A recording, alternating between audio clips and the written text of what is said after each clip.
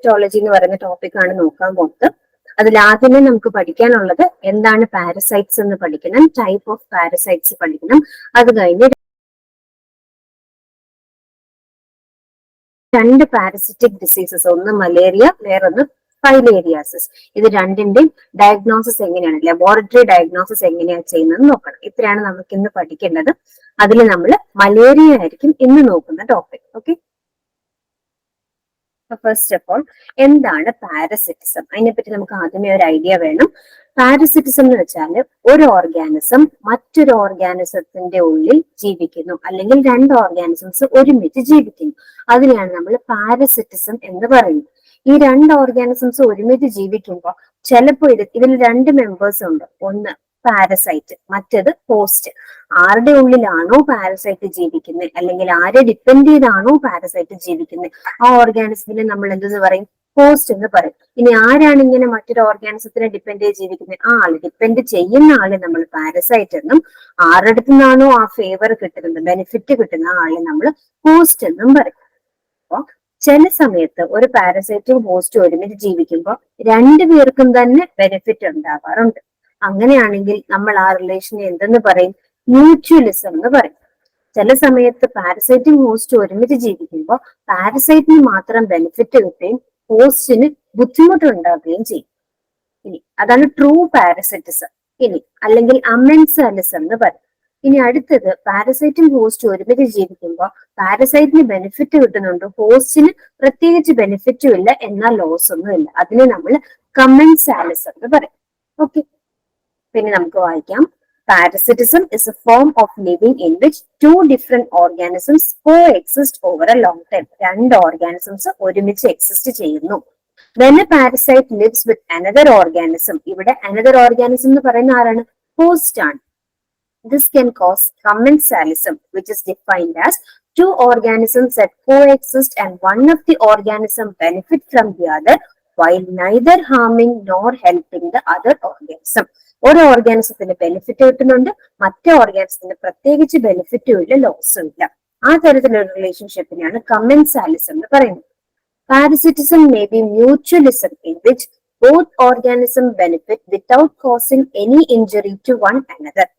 Another form of parasitism would be parasite, which is usually a smaller organism benefits from other organism called host, and here the host is usually harmed.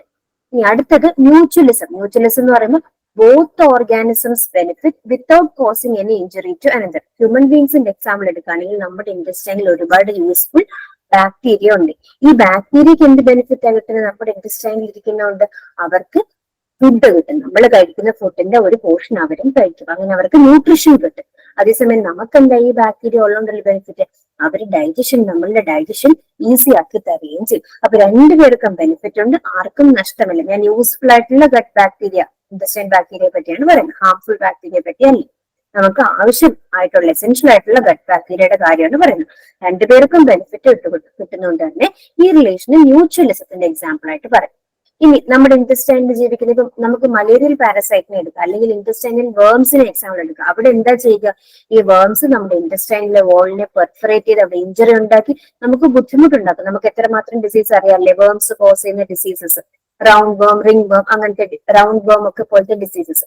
അതേപോലെയാണ് നമുക്ക് വേറൊരു example പറയാൻ പറ്റുന്നത് നമ്മുടെ malarial parasite. നമ്മൾ ഇന്ന് പഠിക്കാൻ പോകും അത് നമ്മുടെ ഇൻറ്റസ്റ്റൈനിലല്ല, ബ്ലഡിലാണ് ജീവിക്കുന്നത്. ബ്ലഡിൽ ജീവിച്ചിട്ട് നമുക്ക് എന്തുണ്ടാക്കും? മലേറിയ എന്ന് പറയുന്ന അസുഖം ഉണ്ടാക്കും. പക്ഷെ പാരസൈറ്റിനോ അതിന്റെ ബെനിഫിഷ്യൽ ആണ്. അതിന്റെ ഏസെക്ഷൽ റീപ്രൊഡക്ഷൻ നടത്താൻ നമ്മളുടെ ബ്ലഡിലും ലിവറിലുമാണ് അതിന്റെ ഏസെക്ഷൽ റീപ്രൊഡക്ഷൻ നടക്കുന്നത്. അപ്പൊ ഇവിടെ പാരസൈറ്റിന് ബെനിഫിറ്റ് ഉണ്ട്, നമുക്ക് ഡാമേജും ഉണ്ട്, ഹാമും ഉണ്ട്. അതാണ് ട്രൂ പാരസൈറ്റിസം. അപ്പൊ കമൻസലിസം ഉണ്ട്, ഒരാൾക്ക് ബെനിഫിറ്റ്, ഒരാൾക്ക് പ്രത്യേകിച്ച് ബെനിഫിറ്റും ഇല്ല, ലോസും ഇല്ല. മ്യൂച്വലിസം രണ്ടുപേർക്കും ബെനിഫിറ്റ്.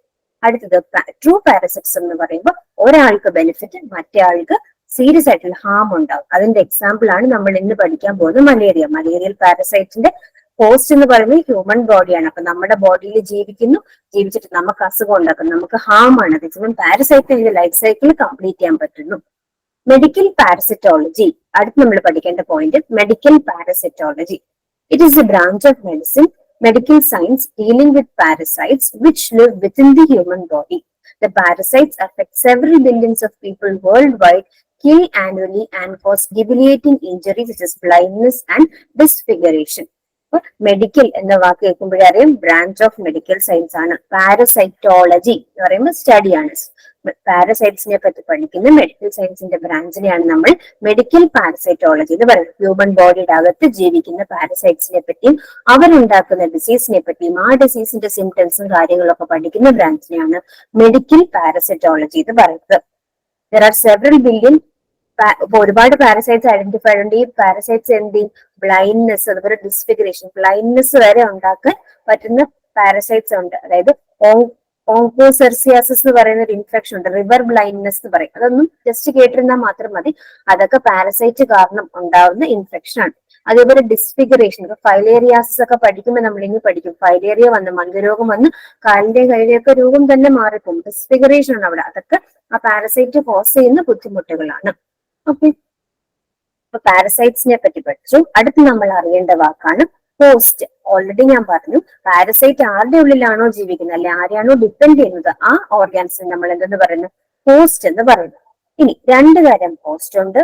ഒന്ന് ഡെഫിനിറ്റീവ് ഹോസ്റ്റ്, രണ്ടാമത്തെ ഇന്റർമീഡിയറ്റ് ഹോസ്റ്റ്. അതായത് ഒരു പാരസൈറ്റിന്റെ ലൈഫ് സൈക്കിളിൽ രണ്ട് മെയിൻ ഈവന്റ്സ് ഉണ്ട്. ഒന്ന് സെക്ഷൽ ഫേസ്, അതായത് ഗാമിറ്റോസൈറ്റ്സ് പ്രൊഡ്യൂസ് ചെയ്യുന്ന ഫേസ്. രണ്ടാമത്തേത് എസെക്ഷൽ ഫേസ് അല്ലെങ്കിൽ ലാർവൽ ഫേസ്. ഏത് ഹോസ്റ്റിന്റെ ബോഡിയിലാണോ സെക്ഷൽ ഫേസ് നടക്കുന്നത് നമ്മൾ അതിനെ ഡെഫിനിറ്റീവ് ഹോസ്റ്റ് എന്ന് വിളിക്കും. ഏത് ഹോസ്റ്റിന്റെ ബോഡിയിലാണോ എസെക്ഷൽ ഫേസ് നടക്കുന്നത് നമ്മൾ അതിനെ ഇന്റർമീഡിയറ്റ് ഹോസ്റ്റ് എന്ന് വിളിക്കും. Okay, World Health Organization estimates that 1 person in every 4 harbors parasitic worms. Hosts are classified according to their role in the life cycle of parasite into 2 types. അതാണ് പാരസൈറ്റിന്റെ life സൈക്കിളിൽ ഹോസ്റ്റിന് എന്താണ് role, അതിനനുസരിച്ച് രണ്ട് തരം host ഉണ്ട്. Definitive ഹോസ്റ്റും intermediate ഹോസ്റ്റും. പാരസൈറ്റിന്റെ ലൈഫ് സൈക്കിളിൽ രണ്ട് മെയിൻ ഈവന്റ്സ് ആണുള്ളത്. സെക്ഷൽ ലൈഫ് സൈക്കിളും എസെക്ഷൽ ലൈഫ് സൈക്കിളും. അതിൽ സെക്ഷൽ പാർട്ടിനെ സഹായിക്കുന്ന ഹോസ്റ്റിനെ നമ്മൾ ഡെഫിനിറ്റീവ് ഹോസ്റ്റ് എന്ന് പറയും. എസെക്ഷൽ പാർട്ടിനെ സഹായിക്കുന്ന ഹോസ്റ്റിനെ നമ്മൾ ഇന്റർമീഡിയറ്റ് ഹോസ്റ്റ് എന്ന് പറയും. എസെക്ഷൽ ഫേസ് അല്ലെങ്കിൽ ലാർവൽ ഫേസ് എന്ന് പറയും. Okay, definitive host that harbors the adult stage of parasite or in whom sexual reproduction occurs. Intermediate host that harbors larval stage of parasite or in whom asexual reproduction occurs. So ഹോസ്റ്റുകൾ എത്ര തരം? രണ്ട് തരം. പാരസൈറ്റിന്റെ sexual face ആണ് നടക്കുന്നെങ്കിൽ ആ ഹോസ്റ്റിന് definitive host എന്ന് വിളിക്കും. Sexual face ആണെങ്കിൽ intermediate host എന്ന് വിളിക്കും. വേറൊരു രീതിയിലും ചോദിക്കാം, അഡൽട്ട് സ്റ്റേജ് ആണ് നടക്കുന്നെങ്കിൽ നമ്മൾ അതിനെ ഡെഫിനിറ്റീവ് ഹോസ്റ്റ് എന്നും, ലാർവൽ സ്റ്റേജ് ആണെങ്കിൽ ഇന്റർമീഡിയറ്റ് ഹോസ്റ്റ് എന്നും പറയും. അടുത്ത പഠിക്കേണ്ട ഒരു വാക്കാണ് vector. Vector is an organism which acts as carrier and transmits the parasite from one another. For example നമുക്ക് മസ്കിറ്റോ തന്നെ എടുക്കാം. അല്ലെങ്കിൽ ഈ മലേറിയൽ പാരസൈറ്റ് നമ്മുടെ ബോഡിയിലേക്ക് ഒരു ഓർഗാനിസത്തിന്റെ ബോഡിയിൽ നിന്ന് മറ്റൊരു ഓർഗാനിസത്തിലേക്ക് കൊടുക്കുന്ന ആളെയാണ് നമ്മൾ എന്ന് പറയുന്നത് വെക്ടർ എന്ന് പറയുന്നത്. ഇപ്പം പല അസുഖങ്ങൾക്കും നമ്മൾ ബീസ് അല്ലെങ്കിൽ ഫ്ലൈസ് വെക്ടറായിട്ട് ആക്ട് ചെയ്യാറുണ്ട്. ഫോർ എക്സാമ്പിൾ ഇപ്പൊ സ്ലീപ്പിംഗ് സിക്നസിന് ടെസി ഫ്ലൈ എന്നൊക്കെ നമ്മൾ പറയും സ്പ്രെഡിന്. അതായത് ആ ഫ്ലൈ ആണ് ആ വേമിനെ അല്ലെങ്കിൽ ആ പാരസൈറ്റിനെ നമ്മുടെ ബോഡിയിലേക്ക് കൊണ്ടുതരുന്നത്. അപ്പൊ വെക്ടറിന്റെ അർത്ഥം ഒരു വെഹിക്കിൾ എന്ന അർത്ഥമേ ഉള്ളൂ. അതായത് ട്രാൻസ്പോർട്ടിംഗ് ഏജന്റ്. എന്തിലൂടെയാണ് ഈ പാരസൈറ്റ് നമ്മുടെ ശരീരത്തിലേക്ക് വരുന്നത്, ഏത് ജീവിയാണ് എന്നെ നമ്മുടെ ശരീരത്തിലേക്ക് കൊണ്ടുതരുന്നത്, ആ ജീവിയെ പറയുന്ന പേരാണ് വെക്ടർ. വേറെ ഒരു കാരിയർ എന്ന് മാത്രം മനസ്സിലാക്കിയാൽ മതി. എന്താണ് vector? an organism which acts as carrier and transmits the parasite from one another. ഒരു ജീവിയിൽ നിന്ന് മറ്റൊരു ജീവിയിലേക്ക് ഈ വെക്ടറിനെ ട്രാൻസ്മിറ്റ് ചെയ്യുന്ന അല്ലെങ്കിൽ പാരസൈറ്റിനെ ട്രാൻസ്മിറ്റ് ചെയ്യുന്ന ഓർഗാനിസത്തിനാണ് വെക്ടർ എന്ന് പറയുന്നത്. സൂവോനോട്ടിക് ഡിസീസസ് അടുത്ത ടേമാണ് സൂവോനോട്ടിക് ഡിസീസസ്. അതിനെ തന്നെ സൂവോനോസിസ് എന്നും പറയും. എന്താണ് സൂവോനോട്ടിക് ഡിസീസസ് അല്ലെങ്കിൽ zoonosis? Type of human disease usually acquired from an infected organism. മറ്റൊരു ഓർഗാനിസത്തിൽ നിന്നും മറ്റൊരു ജീവിയിൽ നിന്നും ഒരു ആനിമലിൽ നിന്നും നമുക്ക് ഉണ്ടാകുന്ന ഡിസീസിനെയാണ് നമ്മൾ എന്ത് പറയുന്നത്? സൂവോനോട്ടിക് ഡിസീസസ്. ആനിമൽസിൽ നിന്നും നമുക്ക് വരുന്ന ഡിസീസസിനെയാണ് സൂവോനോട്ടിക് ഡിസീസസ് എന്ന് പറയുന്നത്. Next type of parasites. നമ്മൾ രണ്ടു തരം ഹോസ്റ്റ് ഉണ്ടെന്ന് പറഞ്ഞ പോലെ തന്നെ പാരസൈറ്റ്സും രണ്ടു തരം ഉണ്ട്. ഈ പാരസൈറ്റിന് വേണമെങ്കിൽ നമ്മുടെ ബോഡിയുടെ അകത്ത് ജീവിക്കാം, പുറത്ത് ജീവിക്കാം. പുറത്താണെങ്കിൽ നമുക്ക് ഏറ്റവും നല്ല എക്സാമ്പിൾ ആണ് നമ്മുടെ തലയിലെ പെയിൻ അല്ലെങ്കിൽ ലൈസ് എന്ന് പറയുന്നത്. അല്ല, അത് നമ്മുടെ ശരീരത്തിന്റെ പുറത്താണ് ജീവിക്കുന്നത്. അപ്പൊ അതിനെ നമ്മൾ എന്ത് പറയും? എക്ടോ പാരസൈറ്റ് എന്ന് പറയും. ഇനി വേംസ് ഒക്കെ ആണെങ്കിലോ നമ്മുടെ ഇൻഡസ്റ്റൈനിന്റെ അകത്താണ് ജീവിക്കുന്നത്. അപ്പൊ അതിനെ നമ്മൾ എന്ത് പറയും? എൻഡോ പാരസൈറ്റ്സ് എന്ന് പറയും. ഇനി ശരീരത്തിനകത്ത് ചെന്നാൽ എൻഡോ പാരസൈറ്റ്, പുറത്താണെങ്കിൽ എക്ടോ പാരസൈറ്റ്. അകത്ത് ചെന്നാൽ അതിന് രണ്ട് ചോയ്സ് ഉണ്ട്. ബ്ലഡിൽ വേണമെങ്കിൽ ബ്ലഡിൽ താമസിക്കാം, ഇനിയിപ്പോ ഇൻഡസ്റ്റൈനിലാണെങ്കിൽ ഇൻഡസ്റ്റൈനിൽ താമസിക്കാം. അതിൽ നമ്മുടെ വേംസിനൊക്കെ ഇൻഡസ്റ്റൈൻ ആണ് ഇഷ്ടം. അപ്പൊ നമ്മൾ അവരെ എന്ത് പറയും? ഇൻഡസ്റ്റൈനൽ പാരസൈറ്റ്സ് പറയും.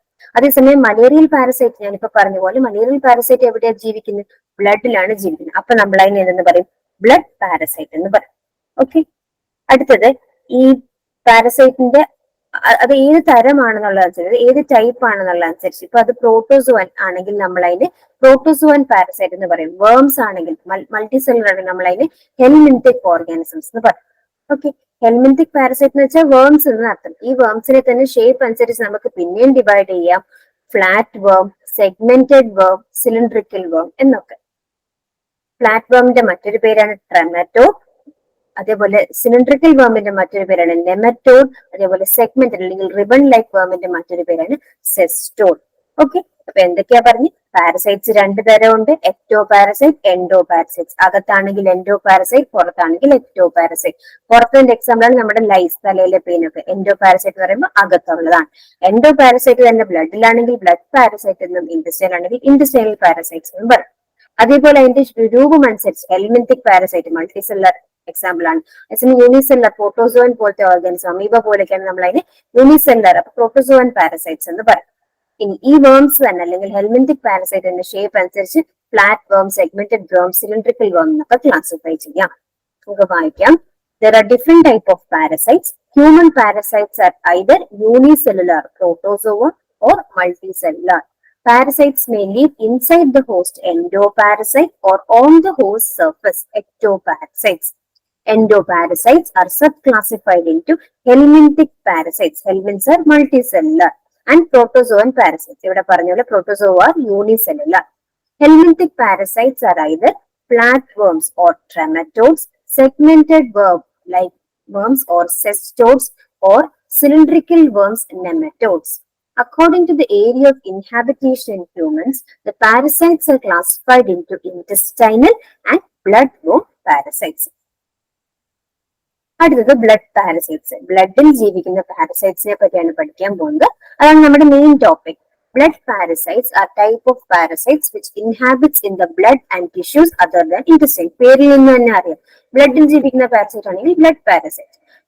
Common blood parasites include Plasmodium. Plasmodium എന്ന് വെച്ചാൽ മലേറിയ കോസ് ചെയ്യുന്ന പാരസൈറ്റ് ആണ്. വിഷറേറിയ ബാങ്ക്രോഫ്റ്റി, ബ്രൂഗിയ മലൈ, ഇത് രണ്ടും ഫൈലേറിയാസിസ്, മന്ത് കോസ് ചെയ്യുന്ന ഓർഗാനിസംസ് ആണ്. വിഷറേറിയ ബാങ്ക്രോഫ്റ്റി, ബ്രൂഗിയ മലൈ. പിന്നെ ട്രിപ്പനോസോമ, സ്ലീപ്പിംഗ് സിക്നസ് കോസ് ചെയ്യുന്ന ഓർഗാനിസം ആണ് ട്രിപ്പനോസോമ. അതേപോലെ ലീഷ്മാനിയ, ലീഷ്മാനിയാസിസ് എന്ന് പറയുന്ന അസുഖം കോസ് ചെയ്യുന്നതാണ് leishmania. Microscopy remains the cornerstone of laboratory diagnosis of blood parasite infection. Cornerstone എന്ന് വെച്ചാൽ ഫൗണ്ടേഷൻ അല്ലെങ്കിൽ മെയിൻ ആയിട്ടുള്ള കാര്യം. അതായത് ഈ ബ്ലഡിലുള്ള പാരസൈറ്റ്സിനെ കണ്ടുപിടിക്കാനുള്ള ഏറ്റവും അതിന്റെ കോർണർസ്റ്റോൺ അല്ലെങ്കിൽ നമ്മൾ ഏറ്റവും ഡിപ്പെൻഡ് ചെയ്യുന്ന മെത്തേഡ് എന്ന് വെച്ചാൽ മൈക്രോസ്കോപ്പിയാണ്. കോർണർസ്റ്റോൺ എന്ന വാക്കിൽ ഇപ്പൊ നമ്മൾ ഏറ്റവും കൂടുതൽ ഡിപ്പെൻഡ് ചെയ്യുന്ന ഒരു കാര്യം എന്നുള്ള അർത്ഥമേ ഉള്ളൂ. പക്ഷെ നമുക്ക് എക്സാമിന് കോർണർസ്റ്റോൺ ഒന്നും ആയിരിക്കില്ല ചോദിക്കുന്നത്. Which is the best method for laboratory diagnosis of parasite infections? Blood parasite infections. ബ്ലഡിലുള്ള പാരസൈറ്റ് ഇൻഫെക്ഷനെ കണ്ടുപിടിക്കാനുള്ള ഏറ്റവും നല്ല മെത്തേഡ് എന്താണ്? മൈക്രോസ്കോപ്പി. ഇന്നത്തെ നിലവിൽ നമ്മൾ ഉപയോഗിക്കുന്ന ഏറ്റവും നല്ല മെത്തേഡ്, നമ്മൾ ഏറ്റവും കൂടുതൽ ഡിപ്പെൻഡ് ചെയ്യുന്ന മെത്തേഡ് മൈക്രോസ്കോപ്പിയാണ്. ഏത് മെത്തേഡാണ് നമ്മൾ ഏറ്റവും കൂടുതൽ ഡിപ്പെൻഡ് ചെയ്യുന്നത്? ബ്ലഡ് ബോൺ പാരസൈറ്റ്സിനെ ഡിറ്റക്ട് ചെയ്യാൻ മൈക്രോസ്കോപ്പിയാണ് answer. Examination of thick and thin peripheral blood smears stained with any of the Romanowski group of stains is the accepted method for the detection and identification of species of Plasmodium, Brugia and Wuchereria. Plasmodium അതായത് malaria parasite ആയിക്കോട്ടെ, ബ്രൂഗിയ ഫൈലേറിയയുടെ parasite ആയിക്കോട്ടെ, വുഷറേരിയ ഫൈലേറിയാസിന്റെ parasite ആയിക്കോട്ടെ, ഈ മൂന്നിനും നമ്മൾ ഉപയോഗിക്കുന്ന method എന്താണ്? Blood ഇത് മൂന്നും ബ്ലഡ് പാരസൈറ്റ്സ് ആണ്. അതുകൊണ്ട് തന്നെ ബ്ലഡ് എക്സാമിനേഷൻ ആണ് ചെയ്യുന്നത്. ബ്ലഡ് എക്സാമിനേഷന് വേണ്ടി നമ്മൾ എന്ത് മെത്തേഡ് ഉപയോഗിക്കുന്നത്? Peripheral blood smear. നമ്മൾ ബ്ലഡ് എടുത്തിട്ട് ഒരു ഗ്ലാസ് സ്ലൈഡിൽ വെച്ചിങ്ങനെ സ്മിയർ പ്രിപ്പയർ ചെയ്യും. സ്മിയർ പ്രിപ്പയർ ചെയ്തിട്ട് അതിനെയാണ് നമ്മൾ മൈക്രോസ്കോപ്പിക്കലി സ്റ്റെയിൻ ചെയ്തിട്ട് വ്യൂ ചെയ്യുന്നത്. അവിടെ നമ്മൾ ഉദ്ദേശിക്കുന്ന RBC ആയിക്കോട്ടെ WBC ആയിക്കോട്ടെ, എന്തായാലും നമ്മൾ ഉദ്ദേശിക്കുന്ന എന്തിനാണോ അതിനെ ഹൈലൈറ്റ് ചെയ്ത് കാണിക്കാനാണ് നമ്മൾ സ്റ്റെയിൻസ് ഉപയോഗിക്കുന്നത്. അപ്പൊ ഇവിടെ നമ്മൾ ഉപയോഗിക്കുന്ന സ്റ്റെയിൻസ് എന്താണ്? Romanowsky group of stains. Important, ഈ മുഴുവൻ പോയിന്റും ഇമ്പോർട്ടന്റ് ആണ്. ഓക്കെ, മെത്തേഡ് എന്താണ്? Peripheral blood smear method. Stain ഏതാണ്? Romanowsky group of stains. അത് റോമാനോസ്കി എന്ന് പറയുന്ന ഒരു സയന്റിസ്റ്റ് കണ്ടുപിടിച്ചിട്ടുണ്ട്, അതുകൊണ്ട് ആ സയന്റിസ്റ്റിന്റെ പേരിലാണ് അറിയപ്പെടുന്നത് ആ സ്റ്റെയിൻസ്. അടുത്തത് മലേറിയയെ പറ്റിയാണ് പഠിക്കാൻ പോകുന്നത്. മലേറിയയുടെ ഒരു ഇൻട്രൊഡക്ഷൻ നോക്കാം. Malaria is the most important tropical disease known to man. Tropical disease, അതായത് നമ്മുടെ ട്രോപ്പിക്കൽ റീജിയനിൽ ഉണ്ടാകുന്ന ഡിസീസസിൽ ഏറ്റവും കോമൺ ആയിട്ടുള്ള, ഏറ്റവും ഇമ്പോർട്ടന്റ് ആയിട്ടുള്ള ഡിസീസ് ഏതെന്ന് ചോദിച്ചാൽ മലേറിയ ആണ്. It remains A significant problem in many tropical areas. Malaria is spreading as a result of environmental changes including global warming, civil disturbances, increasing travel and drug resistance. അപ്പൊ ഇതൊക്കെയാണ് ഈ പറയുന്ന global warming, പ്രകൃതിയിൽ ഉണ്ടാകുന്ന ഓരോ എൻവയൺമെന്റൽ changes, അതേപോലെ travelling ഒരുപാട് കൂടുമ്പോഴും മലേറിയയുടെ സ്പ്രെഡ് ഒക്കെ ഒരുപാട് കൂടും. കൂടാതെ ഇത്രയും ഇങ്ങനെ നമ്മൾ മലേറിയ ഇല്ലാതാക്കാൻ വേണ്ടി എന്ത് ചെയ്യും? മസ്കിറ്റോസിനെ ഇല്ലാതാക്കാനുള്ള മെഡിസിൻസ് പ്രയോഗിക്കും, DDT പോലെയൊക്കെ. പക്ഷെ ഇപ്പൊ മസ്കിറ്റോസും പതുക്കെ പതുക്കെ അതിനോട് റെസിസ്റ്റന്റ് ആയി തുടങ്ങിയിട്ടുണ്ട്. അതേപോലെ പാരസൈറ്റും നമ്മൾ കൊടുക്കുന്ന മെഡിസിനോട് റെസിസ്റ്റന്റ് ആയി തുടങ്ങിയിട്ടുണ്ട്. അപ്പൊ അതൊക്കെയാണ് main challenges. There are approximately 100 million cases of malaria worldwide. ആ പോയിന്റ് ഒന്ന് നോട്ട് ചെയ്തേക്കുക. There are approximately 100 million cases of malaria worldwide. അത്രത്തോളം വൈഡ് സ്പ്രെഡ് ആയിട്ടുള്ള ഒരു ഡിസീസ് ആണ് malaria. Malaria is caused by protozoa of the Plasmodium species. ആരാണ് malaria cos ചെയ്യുന്നത്? ഒരു പ്രോട്ടോസോവൻ ആണ്. അത് പ്ലാസ്മോഡിയം സ്പീഷീസ് ആണ്. പ്ലാസ്മോഡിയം സ്പീഷീസ് ഉള്ള ഒരു പ്രോട്ടോസോവൻ ആണ് മലേറിയ കോസ് ചെയ്യുന്നത്. അത് എന്ത് തരം പാരസൈറ്റ്? അതൊരു പാരസൈറ്റ് ആണ്. എന്ത് തരം പാരസൈറ്റ് ആണ്? ബ്ലഡ് പാരസൈറ്റ് ആണ്.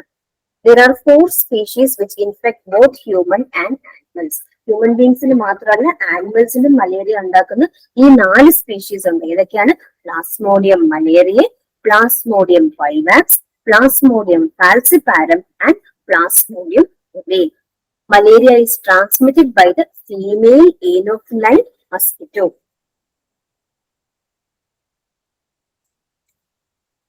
അഗെയിൻ അവിടെ malaria is transmitted, malaria transmit ചെയ്യുന്നത് അല്ലെങ്കിൽ മലേറിയ വെക്ടർ ഏതാണെന്നും ചോദിക്കാം. Transmitted by female Anopheles mosquito. ഏത് മസ്കിറ്റോ ആണ്? ഏഡിസ് എന്നൊക്കെ അവർ ഓപ്ഷൻ തരും. ഏനോഫിലസ് മസ്കിറ്റോ ആണ് മലേറിയ സ്പ്രെഡ് ചെയ്യുന്നത്. ഏഡിസ് ഒക്കെ നമ്മൾ ഡെങ്കുവിന്റെ കേസിനെ പറ്റി. അപ്പൊ ഏനോഫിലസ് മസ്കിറ്റോ ആണ്. അതിൽ തന്നെ ഫീമെയിൽ ആണ്. മെയിൽ മസ്കിറ്റോ ഒരിക്കലും നമ്മൾ കടിക്കാറില്ല. ഫീമെയിൽ മസ്കിറ്റോ ആണ് അതിന്റെ റീപ്രൊഡക്റ്റീവ് സൈക്കിൾ കംപ്ലീറ്റ് ചെയ്യാൻ വേണ്ടി നമ്മുടെ ബ്ലഡ് സക്ക് ചെയ്യുന്നത്. ഓക്കെ, അപ്പൊ ഫീമെയിൽ എന്ന് എടുത്ത് തന്നെ പറയണം. അപ്പൊ ഇവിടുന്ന് എന്തൊക്കെ ക്വസ്റ്റ്യൻസ് വരാം? Most important tropical disease malaria ആണെന്നുള്ള ക്വസ്റ്റ്യൻ വരാം. Malaria is caused by Plasmodium species. അത് എന്താണ്? അതൊരു തരം പ്രോട്ടോസോവൻ ആണ്. ഇനി how many species of Plasmodium are known to cause malaria? 4 species ആണ് ഉള്ളത്. ഏതൊക്കെയാണത്? Plasmodium malariae, Plasmodium vivax, Plasmodium falciparum and Plasmodium ovale. ഇനി മലേറിയയുടെ ട്രാൻസ്മിറ്റിംഗ് ഏജന്റ് അല്ലെങ്കിൽ വെക്ടർ ഏതാണ്? Female Anopheles mosquito. ഈ 2 ടേബിളും ഇമ്പോർട്ടന്റ് ആണ്. 4 തരം അല്ലെങ്കിൽ 4 സ്പീഷീസ് ഉണ്ട്. അത് ഓരോന്നും കോസ് ചെയ്യുന്ന ഓരോ ടൈപ്പ് മലേറിയ ആണ്. Plasmodium ovale causes tertian malaria. Plasmodium vivax causes benign tertian malaria. Plasmodium falciparum causes malignant tertian malaria. Plasmodium malariae causes quartan malaria. അങ്ങനെ 4 തരം ഓരോ പ്ലാസ്മോഡിയം കോസ് ചെയ്യുന്ന ഓരോ തരം മലേറിയ ആണ്. അപ്പൊ അതിൽ ഏത് ടൈപ്പ്, ഏത് സ്പീഷീസ്, ഏത് കൈൻഡ് ഓഫ് മലേറിയ കോസ് ചെയ്യുന്നുള്ളത് ഇമ്പോർട്ടന്റ് ആണ്. Plasmodium ovale tertian malaria, Plasmodium vivax benign tertian malaria, Plasmodium falciparum malignant tertian malaria, Plasmodium malariae quartan malaria. അടുത്തത് ഇൻക്യുബേഷൻ പീരീഡ്. അതായത് ഈ പാരസൈറ്റ് നമ്മുടെ ബോഡിയിൽ കയറിയതിനു ശേഷം നമ്മുടെ ബോഡി ലക്ഷണങ്ങൾ കാണിക്കാൻ എടുക്കുന്ന സമയത്തിനെയാണ് നമ്മൾ ഇൻക്യുബേഷൻ പീരീഡ് എന്ന് പറയുന്നത്. ഓരോന്നിന്റെ ഇൻക്യുബേഷൻ പീരീഡ്. പ്ലാസ്മോഡിയം ഫാൽസിപാരം ആണെങ്കിൽ ലക്ഷണങ്ങൾ കണ്ടു തുടങ്ങാൻ എത്ര ദിവസം എടുക്കും? 9 to 14 days. അതാണ് അതിന്റെ ഇൻക്യുബേഷൻ പീരീഡ്. പ്ലാസ്മോഡിയം വൈവാക്സ് ആണെങ്കിൽ 8 to 17 days. പ്ലാസ്മോഡിയം ഒവേൽ ആണെങ്കിൽ 16 to 18 days. And for Plasmodium malaria, the incubation period is 18 to 40 days. ഈ 2 ടേബിൾ നോക്കി വെക്കണം. അടുത്തത് ലൈഫ് സൈക്കിൾ. അതായത് എങ്ങനെയാണ് ഈ മലേറിയൽ പാരസൈറ്റിന്റെ ലൈഫ് സൈക്കിൾ, അത് മനസ്സിലാക്കിയാൽ മാത്രമേ അത് നമ്മുടെ ബ്ലഡിൽ വന്നിട്ട് എന്ത് ചെയ്യുള്ളൂ എന്നൊക്കെ നമുക്ക് ക്ലിയർ ആയിട്ടൊരു ഐഡിയ കിട്ടത്തുള്ളൂ. അത് നമുക്ക് സിമ്പിൾ ആയിട്ട് നോക്കാം. അത് കഴിഞ്ഞ് നമുക്ക് ഡീറ്റെയിൽ ആയിട്ട് നോക്കാം. Bite from an infected mosquito. ഒരു നോർമൽ ആയിട്ടുള്ള ഹെൽത്തി ആയിട്ടുള്ള ഒരു വ്യക്തിയാണ്, ആളെ ഒരു ഇൻഫെക്റ്റഡ് മസ്കിറ്റോ കടിച്ചു. അതായത് ഈ മസ്കിറ്റോയുടെ ബോഡിയുടെ ഉള്ളിൽ ആരുണ്ട്? മലേറിയൽ പാരസൈറ്റ് ഉണ്ട്. അപ്പൊ ഇവിടെ മസ്കിറ്റോ ആരാണ്? വെക്ടർ ആണ് അല്ലെ. വേറെ എവിടുന്നോ ഈ മലേറിയൽ പാരസൈറ്റിനെ ഈ മനുഷ്യനിലേക്ക് കൊടുത്ത ആളാരാണ്? ഈ മസ്കിറ്റോ ആണ്. അപ്പൊ വെക്ടർ വന്ന വണ്ടി, അതായത് വെക്ടർ വന്ന വെഹിക്കിൾ അല്ലെങ്കിൽ വെക്ടർ വന്ന ട്രാൻസ്മിറ്റിംഗ് ഏജന്റ് എന്ന് പാരസൈറ്റ് വന്ന ട്രാൻസ്മിറ്റിംഗ് ഏജന്റ് അല്ലെങ്കിൽ കാരിയർ അല്ലെങ്കിൽ വെഹിക്കിൾ എന്ന് പറയുന്നത് മസ്കിറ്റോയാണ്. അപ്പൊ മസ്കിറ്റോ വന്ന് ഇയാളുടെ ബോഡിയിലേക്ക് എന്ത് കൊടുത്തു? മലേറിയൽ പാരസൈറ്റിനെ കൊടുത്തു. ഇതാണ് സ്റ്റേജ് 1. സ്റ്റേജ് 2 എന്ന് പറയുമ്പോൾ parasite starts reproducing in the liver. Some parasites remaining dormant for years before becoming activated. പാരസൈറ്റിന് ഏറ്റവും ഇഷ്ടപ്പെട്ട സ്ഥലം എന്ന് പറയുന്നത് ലിവറാണ്. അത് ആദ്യം ലിവറിൽ ചെന്ന് അവിടെ റീപ്രൊഡ്യൂസ് ചെയ്യാൻ തുടങ്ങി. അത് കഴിഞ്ഞ് ഇങ്ങോട്ടേക്ക് പോകും ബ്ലഡിൽ. In the blood stream further reproduction occurs within the RBCs. ആദ്യമേ ലിവറിലേക്ക് വരുന്നു, അവിടെ റീപ്രൊഡക്ഷൻ നടത്തുന്നു. അത് കഴിഞ്ഞ് ബ്ലഡിൽ പോകുന്നു, ബ്ലഡിലും ഫർദർ റീപ്രൊഡക്ഷൻ നടത്തുന്നു. നമ്മുടെ RBCസിൽ ഫർദർ റീപ്രൊഡക്ഷൻ നടത്തുന്നു. അങ്ങനെ പുതിയ പുതിയ പുതിയ പാരസൈറ്റ്സ് വീണ്ടും വീണ്ടും ഫോം ആയിക്കൊണ്ടിരിക്കുകയാണ് നമ്മുടെ ശരീരത്തിൽ. Parasitic reproduction results in further red blood cell infection. ഈ ലിവറിലുള്ള പാരസൈറ്റ് ബ്ലഡിൽ പോയി, ബ്ലഡിൽ RBCയുടെ ഉള്ളിൽ പ്രവേശിച്ചു, അതിനകത്തിരുന്ന് മൾട്ടിപ്ലൈ ചെയ്യണം. ഇങ്ങനെ മൾട്ടിപ്ലൈ ചെയ്യുമ്പോൾ എന്താ സംഭവിക്കുന്നത്? RBC അങ്ങ് പൊട്ടിപ്പോവാണ് ചെയ്യുന്നത്. അങ്ങനെ നമുക്ക് RBC നഷ്ടപ്പെടും. RBC നഷ്ടപ്പെട്ടു ഹീമോലൈസിസ് ഉണ്ടാവും. അതേപോലെ ഈ സമയത്ത് എന്ത് ചെയ്യും? ഈ പാരസൈറ്റ് ഒരു ടോക്സിൻ, ഹീമോസോയിൻ എന്ന് പറയുന്ന ഒരു ടോക്സിൻ റിലീസ് ചെയ്യും. അപ്പൊ അത് കാരണമാണ് നമുക്ക് പനിയും ചിൽസ്, മലേറിയ സമയത്ത് ഉണ്ടാവുന്ന വിറയലും ഒക്കെ ഉണ്ടാവുന്നത്. Cycles of red blood cell infection and destruction coincide with fever and chills. ഓരോ സമയം ഈ RBC ഇങ്ങനെ ഇൻഫെക്ഷനായി പൊട്ടിപ്പോകുമ്പോഴുമാണ് നമുക്ക് മലേറിയയിൽ ഇടവിട്ടാണ് പനി വരുന്നത്. ഓരോ ഇടവേളകളിലും ഓരോ സമയവും അയാൾക്ക് പനിയും ചുമയും അതുപോലെ ചിൽസ്, തണുപ്പ്, വിറയിലും വരുമ്പോ എന്താണ് അകത്ത് സംഭവിക്കുന്നത്? RBCs ഇങ്ങനെ പൊട്ടിക്കൊണ്ടേയിരിക്കും. അതായത് ലിവറിൽ നിന്ന് ഡെവലപ്മെന്റ് ഒക്കെ കഴിഞ്ഞ് ബ്ലഡിലേക്ക് വന്നു, RBCക്ക് അകത്ത് മലേറിയൽ പാരസൈറ്റ് ഡെവലപ്പ് ചെയ്യാൻ തുടങ്ങി, റീപ്രൊഡ്യൂസ് ചെയ്തു. ഒരുപാട് എണ്ണം ആയി കഴിഞ്ഞപ്പോൾ RBC പൊട്ടി പുതിയ പാരസൈറ്റ്സ് വന്നു. ഈ പുതിയ പാരസൈറ്റ്സ് അപ്പൊ അയാൾക്ക് ഒരു പനിയും വിറയിലും ഒക്കെ വന്നു. അത് കഴിഞ്ഞ് വീണ്ടും ഈ പാരസൈറ്റ്സ് അടുത്ത RBCക്ക് അകത്ത് കയറി, ആ RBCക്ക് അകത്ത് ഡെവലപ്ഡ് ആയി കുറെ ആയി കഴിഞ്ഞപ്പോൾ ആ RBC ഡിസ്ട്രക്ട് ചെയ്തപ്പോൾ വീണ്ടും അയാൾക്ക് എന്ത് വരും? ഫീവറും ചിൽസും വരും. അങ്ങനെയാണ് ഇടവിട്ട് എന്ത് വരുന്നത്? പനിയും അതുപോലെ തന്നെ വിറയിലും തണുപ്പും ഒക്കെ ശരീരത്തിന് അനുഭവപ്പെടുന്നത്. Dormant versions of parasite are ingested by another parasite. അതേപോലെ ഇയാളുടെ ബ്ലഡിൽ ഇപ്പൊ നിറച്ചും ഈ പാരസൈറ്റ് ഉണ്ട്. ഇനി ഇയാൾ എങ്ങനെ വെറുതെ ഇരിക്കുക? വേറൊരു മസ്കിറ്റോ വന്ന് ഇയാളെ കടിച്ചാൽ എന്ത് പറ്റും? ആ മസ്കിറ്റോയുടെ ബോഡിക്ക് അകത്തേക്ക് പാരസൈറ്റ് കയറുകയും മറ്റൊരാൾക്ക് ഈ ഇൻഫെക്ഷൻ സ്പ്രെഡ് ആവുകയും ചെയ്യും. ഇതാണ് ഏറ്റവും സിംപിളസ്റ്റ് രീതിയിൽ പറയുന്നത്. നമുക്ക് ഡീറ്റെയിൽ ആയിട്ട് നോക്കാനുണ്ട്. ഏറ്റവും സിമ്പിൾ ആയിട്ടുള്ള രീതിയിൽ പറഞ്ഞാൽ മസ്കിറ്റോയിൽ നിന്ന് മാനിലേക്ക്, ആദ്യം നമ്മുടെ ലിവറിലേക്ക്, പിന്നെ ബ്ലഡിലേക്ക്, ബ്ലഡിൽ ചെന്ന് RBCക്ക് അകത്ത് ഡെവലപ്പ് ആവുന്നു, RBC ബേസ്റ്റ് ചെയ്യുന്നു. ആ സമയത്ത് ഫീവറും ചിൽസും ഉണ്ടാവുന്നു. അതാണ് ഒരു ഔട്ട്ലൈൻ തന്നതാണ്. ഇനി നമുക്ക് ഡീറ്റെയിൽ ആയിട്ട് നോക്കാം. Life cycle of malaria comprises of an exogenous or sexual phase, sporogony, with multiplication in Anopheles mosquito, and an endogenous asexual phase, schizogony, with multiplication in the vertebral host or man. അതായത് മസ്കിറ്റോയ്ക്ക് malarial പാരസൈറ്റിന് രണ്ട് face ഉണ്ട് അതിന്റെ life cycle. നേരത്തെ പറഞ്ഞല്ലോ, ഒന്ന് sexual face, ഒന്ന് asexual face. അതിൽ sexual face എന്ന് പറയുന്നത് എവിടെയാണ് നടക്കുന്നത്? മസ്കിറ്റോയുടെ ബോഡിയിലാണ് നടക്കുന്നത്.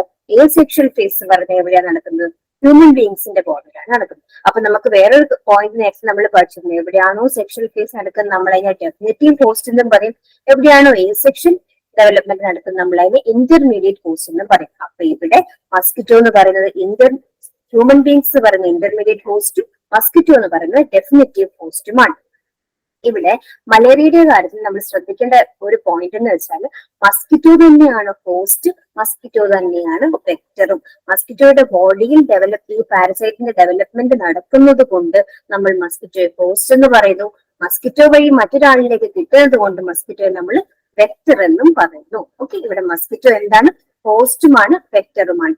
മലേറിയൽ പാരസൈറ്റിന്റെ ലൈഫ് സൈക്കിളിന് 2 സ്റ്റേജസ് ഉണ്ട്. ഒന്ന് എക്സോജീനസ് ഫേസ്, ഒന്ന് അല്ലെങ്കിൽ സെക്ഷൽ ഫേസ്, രണ്ട് എൻഡോജീനസ് അല്ലെങ്കിൽ എ സെക്ഷൽ ഫേസ്. അതിൽ സെക്ഷൽ ഫേസ് നടക്കുന്ന മസ്കിറ്റോയിലും എ സെക്ഷൽ ഫേസ് നടക്കുന്ന ഹ്യൂമൻ ബീങ്സിലുമാണ്. മസ്കിറ്റോയുടെ ബോഡിയിൽ ഒരു ഫേസ് നടക്കുന്നതുകൊണ്ട് മസ്കിറ്റോ നമ്മളോട് ഹോസ്റ്റ് എന്ന് വിളിക്കുന്നു. ഹ്യൂമൻ ബീങ്സിന്റെ ബോഡിയിൽ അടുത്ത ഫേസ് നടക്കുന്നത് ഹ്യൂമൻ ബീങ്സിനെയും ഹോസ്റ്റ് എന്ന് വിളിക്കുന്നു. അപ്പൊ 2 ഹോസ്റ്റ് ഉണ്ട്, ഒന്ന് ഡെഫിനിറ്റീവും ഒന്ന് ഇന്റർമീഡിയറ്റും. ഡെഫിനിറ്റീവ് ഹോസ്റ്റ് ആണ് മസ്കിറ്റോ, ഇന്റർമീഡിയറ്റ് ഹോസ്റ്റ് ആണ് ഹ്യൂമൻ ബീങ്. ഇനി ഇതിനെ ട്രാൻസ്ഫർ ചെയ്യാൻ അല്ലെങ്കിൽ ട്രാൻസ്മിറ്റ് ചെയ്യാനും മസ്കിറ്റോ തന്നെയാണ് സഹായിക്കുന്നത്. നമ്മൾ മസ്കിറ്റോയെ വെക്ടർ എന്നും പറയും.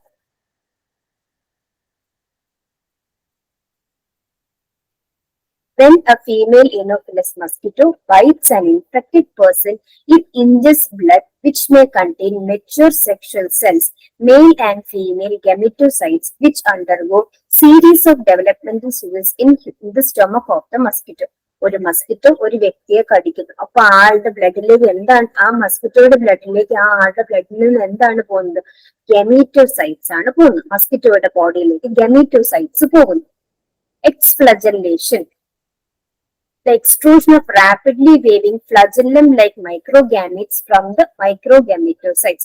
ഹ്യൂമൻ ബോഡിയിൽ നിന്നുള്ള ഗമീറ്റോസൈറ്റ്സ് മസ്കിറ്റോയുടെ ബോഡിയിലേക്ക് ചെല്ലുന്നു. എന്നിട്ട് ഫ്ലജല്ലേറ്റഡ് ആയിട്ടുള്ള ഫ്ലജല്ലയുള്ള മൂവിംഗ് ആയിട്ടുള്ള ഗാമീറ്റ്സിനെ പ്രൊഡ്യൂസ് ചെയ്യും. ഗമീറ്റോസൈറ്റ്സിൽ നിന്ന് ഹ്യൂമൻ ബോഡിയിൽ നിന്ന് ഗമീറ്റോസൈറ്റ് മസ്കിറ്റോയുടെ ബോഡിയിലേക്ക് ചെന്നു. മസ്കിറ്റോയുടെ ബോഡിയിൽ ചെന്നപ്പോൾ അത് ഗമീറ്റോസൈറ്റിൽ നിന്ന് ഗാമീറ്റ് ഫോം ആയി. ഗാമീറ്റ്സിനെ ഫോം ചെയ്യുന്ന സെൽസിനാണ് ഗാമീറ്റോസൈറ്റ്സ് പറയുന്നത്. അപ്പൊ ഈ സെൽസിൽ നിന്ന് ഗാമീറ്റ്സ് ഫോം ആയി. ആ ഗാമീറ്റ്സ് ഫ്ലജലിലേക്കുള്ള മൂവിംഗ് ആയിട്ടുള്ള ഗാമീറ്റ്സ് ആണ്. അതുകൊണ്ട് തന്നെ നമ്മൾ ആ സ്റ്റെപ്പിന് എന്തെന്ന് പറയും? എക്സ്ഫ്ലജല്ലേഷൻ എന്ന് പറയും. അങ്ങനെ male and female gametes produce. ഇനി എന്ത് പറ്റും? ഈ മെയിൽ ആൻഡ് ഫീമെയിൽ ഗാമീറ്റ്സ് മസ്കിറ്റോയുടെ ബോഡിക്കകത്ത് ഫെർട്ടിലൈസ് ചെയ്യുന്നു. ഇത് എന്ത് ഫെർട്ടിലൈസ്? ഇത് സെക്ഷൽ ഫേസ് ആണ്. അതുകൊണ്ട് തന്നെ mail and female gametes fuse ചെയ്യുന്നു. ഫ്യൂസ് ചെയ്ത് സൈഗോട്ട് ഫോം ചെയ്യുന്നു. സൈഗോട്ട് മെച്യൂർ ആവുമ്പോൾ നമ്മൾ അതിനെ വിളിക്കുന്ന പേരാണ് ഊക്കാനൈറ്റ് എന്ന് പറയും. ഈ ഊക്കാനൈറ്റ് എന്ത് ചെയ്യും? മസ്കിറ്റോയുടെ സ്റ്റൊമക്കിൽ ചെന്നിട്ട് അതൊരു സിസ്റ്റ് ഫോം ആക്കി അവിടെ ഡെവലപ്പ് ആവാൻ തുടങ്ങും. അങ്ങനെ ഡെവലപ്പായി നമ്മൾ അതിനെ എന്തെന്ന് പറയും? സ്പോറോസൈറ്റ് എന്ന് പറയും. ഈ സ്പോറോസൈറ്റ് എന്ത് ചെയ്യുന്നു? മസ്കിറ്റോയുടെ സ്റ്റൊമക്കിൽ നിന്ന് അതൊക്കെ ഡെവലപ്മെന്റ് എല്ലാം കഴിഞ്ഞ് മസ്കിറ്റോയുടെ സലൈവറി ഗ്ലാൻഡിലേക്ക് വരും. സലൈവറി ഗ്ലാൻഡിൽ വന്നിട്ട് ഇത് അടുത്ത് ഒരു വ്യക്തി ഇൻഫെക്ട് ചെയ്യുമ്പോൾ ആ വ്യക്തിയുടെ ബോഡിക്ക് അകത്തേക്ക് പോകുന്നു. പിന്നെ നമ്മൾ നേരത്തെ പഠിച്ച പോലെ ആളുടെ ബോഡിയിലെത്തി കഴിയുമ്പോൾ ആദ്യമേ ലിവറിൽ പോകുന്നു. ലിവറിൽ ഡെവലപ്മെന്റ് നടക്കുന്നു. ലിവറിൽ ഡെവലപ്മെന്റ് നടന്ന് ഫോം ചെയ്യുന്നത് നമ്മൾ ന്യൂറോസൈറ്റ് എന്ന് പറയും. അത് കഴിഞ്ഞത് RBCയിൽ പോകുന്നു. RBCയിൽ ഡെവലപ്മെന്റ് നടന്നത് ട്രോഫോസൈറ്റ് ഫോം ആവുന്നു. അത് കഴിഞ്ഞ് RBCക്ക് അകത്ത് ഒരുപാട് ട്രോഫോസൈറ്റ്സ് ഇങ്ങനെ നിറഞ്ഞിരിക്കുന്ന ആ സ്റ്റേജ് നമ്മൾ ഷൈസോസോണ്ട് എന്ന് പറയും. എന്നിട്ട് ഈ ഷൈസോസോണ്ട് ബേസ്റ്റ് ഔട്ട് ചെയ്താണ് പുതിയ മീറോസൈറ്റ്സ് റിലീസ് ആവുന്നത്. നമുക്ക് വായിക്കാം. എക്സ്ഫ്ലജലേഷൻ, അതായത് ഗാമീറ്റ്സിന്റെ ഫോർമേഷൻ കഴിഞ്ഞു. പിന്നെ അടുത്തത് fertilisation. Fertilisation occurs producing a zygote which matures into ookinete. Gametes എല്ലാം ഫോം ആയി, ഗാമീറ്റ്സ് ഫ്യൂസ് ആയി, അതിനെ ഫെർട്ടിലൈസേഷൻ എന്ന് പറയുന്നു. അപ്പൊ സൈഗോട്ട് ഫോം ആയി, ആ സൈഗോട്ട് മെച്യൂർ ആകുമ്പോൾ കിട്ടുന്നതാണ് ഊക്കനൈറ്റ്. Oocyte. This penetrates the stomach wall of the mosquito where it grows into an oocyst and it further matures to become a motile sporocyte. Ookinite എന്ത്? മസ്കിറ്റോയുടെ സ്റ്റൊമക്കിലേക്ക് പോകും. അവിടെ ചെന്ന് oocyst ആയിട്ട് ഡെവലപ്പ് ചെയ്ത് ഇത് സിസ്റ്റ് ഫോം ചെയ്യും. ookinate ഫോം ചെയ്യുന്ന system നമ്മൾ അതിനെ oocyst എന്ന് പറയും. എന്നിട്ട് അത് അവിടുത്തെ മെച്യൂർ ആയിട്ട് motile sporocyte ആയി മാറും. motile എന്ന് വെച്ചാൽ അതിന് സ്വയം മൂവ് ചെയ്യാൻ പറ്റും എന്നർത്ഥം. The sporocyte migrate from body cavity of mosquito to salivary gland and the mosquito now becomes infected. Sporozoite fertilisation നടന്ന എവിടെയായിരുന്നു? മസ്കിറ്റോയുടെ സ്റ്റൊമക്കിലായിരുന്നു. അവിടെ ഫെർട്ടിലൈസേഷൻ നടന്നു, സൈഗോട്ട് ഫോം ആയി, അത് മെച്യൂർ ആയപ്പോൾ നമ്മൾ അതിനെ ഊക്കനൈറ്റ് എന്ന് വിളിച്ചു. അത് കഴിഞ്ഞ് അതിന് ചുറ്റും സിസ്റ്റ് ഫോം ആയപ്പോൾ നമ്മൾ അതിനെ oocyst എന്ന് വിളിച്ചു.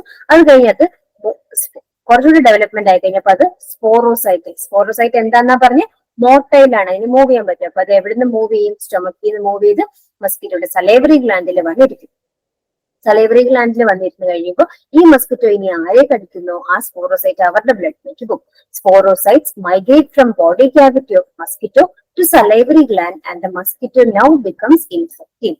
സ്പോറോസൈറ്റ്സ് enter into the bloodstream of a host when the mosquito feeds on blood. അങ്ങനെ അടുത്തൊരു വ്യക്തിയുടെ ബ്ലഡിലേക്ക് പോയി, അതായത് ഹ്യൂമൻ ഹോസ്റ്റിലേക്ക് ആ സ്പോറോസൈറ്റ് എൻ്റർ ആയി. Following inoculation. ഇനോക്കുലേഷൻ എന്ന് വെച്ചാൽ ഒരു ഇൻഫെക്റ്റഡ് ഓർഗാനിസം നമ്മുടെ ബ്ലഡിലേക്ക് എത്തുന്നതിനെ നമ്മൾ ഇനോക്കുലേഷൻ എന്ന് പറയുന്നു. ഇവിടെ പാരസൈറ്റ് നമ്മുടെ ബ്ലഡിലേക്ക് എത്തി, പ്ലാസ്മോഡിയം ബ്ലഡിലേക്ക് എത്തി, അതിനാണ് ഇനോക്കുലേഷൻ എന്ന് പറയുന്നത്. ഏത് സ്റ്റേജിലെത്തിയത്? സ്പോറോസൈറ്റ് സ്റ്റേജിലെത്തി. Sporozoites leave the blood and enter the parenchymal cells of liver. പറഞ്ഞു, സ്പോറോസൈറ്റ്സ് ആദ്യമേ പോകുന്നത് ലിവറിലേക്കാണ്. In all 4 species asexual development occurs in liver cells. ഇനി നമ്മുടെ ബോഡിയിൽ നടക്കുന്ന എന്താണ്? asexual development. അപ്പോൾ ലിവർ സെൽസിൽ asexual development നടക്കും. A process known as pre-erythrocytic schizophreny. ആ സ്റ്റേജിനെ നമ്മൾ ആ പ്രോസസിനെ പറയുന്ന പേരാണ് pre erythrocytic schizogony to produce thousands of tiny merozoites. അങ്ങനെ asexual reproduction കഴിഞ്ഞ് കിട്ടുന്ന പ്രോഡക്റ്റിനെ പറയുന്ന പേരാണ് മീറോസൈറ്റ്സ്. ലിവറിനകത്ത് asexual reproduction കഴിഞ്ഞ് കിട്ടുന്ന പ്രോഡക്ട്സിനെ പറയുന്ന പേരാണ് മീറോസൈറ്റ്സ്, which are released into circulation after about 2 weeks. 2 ആഴ്ചയോളം ഈ പാരസൈറ്റ് ലിവറിൽ തന്നെ ആയിരിക്കും. അവിടെ ഇരുന്ന് asexual ഡെവലപ്മെന്റ് നടന്ന് മീറോസൈറ്റ് ഫോം ആയി ആ മീറോസൈറ്റ് 2 ആഴ്ച കഴിയുമ്പോൾ ബ്ലഡിലേക്ക് ഇറങ്ങുന്നു. Once in circulation, the merocytes invade the red cells, RBCs, and develop into trophocytes. ബ്ലഡിലേക്ക്, ലിവറിൽ നിന്ന് ബ്ലഡിലേക്ക് വരുന്ന മീറോസൈറ്റ്സ് ബ്ലഡിലുള്ള RBC ഇൻഫെക്ട് ചെയ്യുന്നു. RBC ഇൻഫെക്ട് ചെയ്തിട്ട് അവിടെ ട്രോഫോസൈറ്റ് ഫോർമേഷൻ ഉണ്ടാകുന്നു. After a period of growth, trophozoite undergoes asexual division, erythrocytic schizogony. ഇനി ഈ ട്രോഫോസൈറ്റും നമ്മളുടെ RBCക്ക് അകത്തിരുന്ന് asexual ഡെവലപ്മെന്റ് നടത്തുന്നു. ആ പ്രോസസ്സിനാണ് എരിത്രോസൈറ്റിക് ഷൈസോഗണി എന്ന് പറയുന്നത്.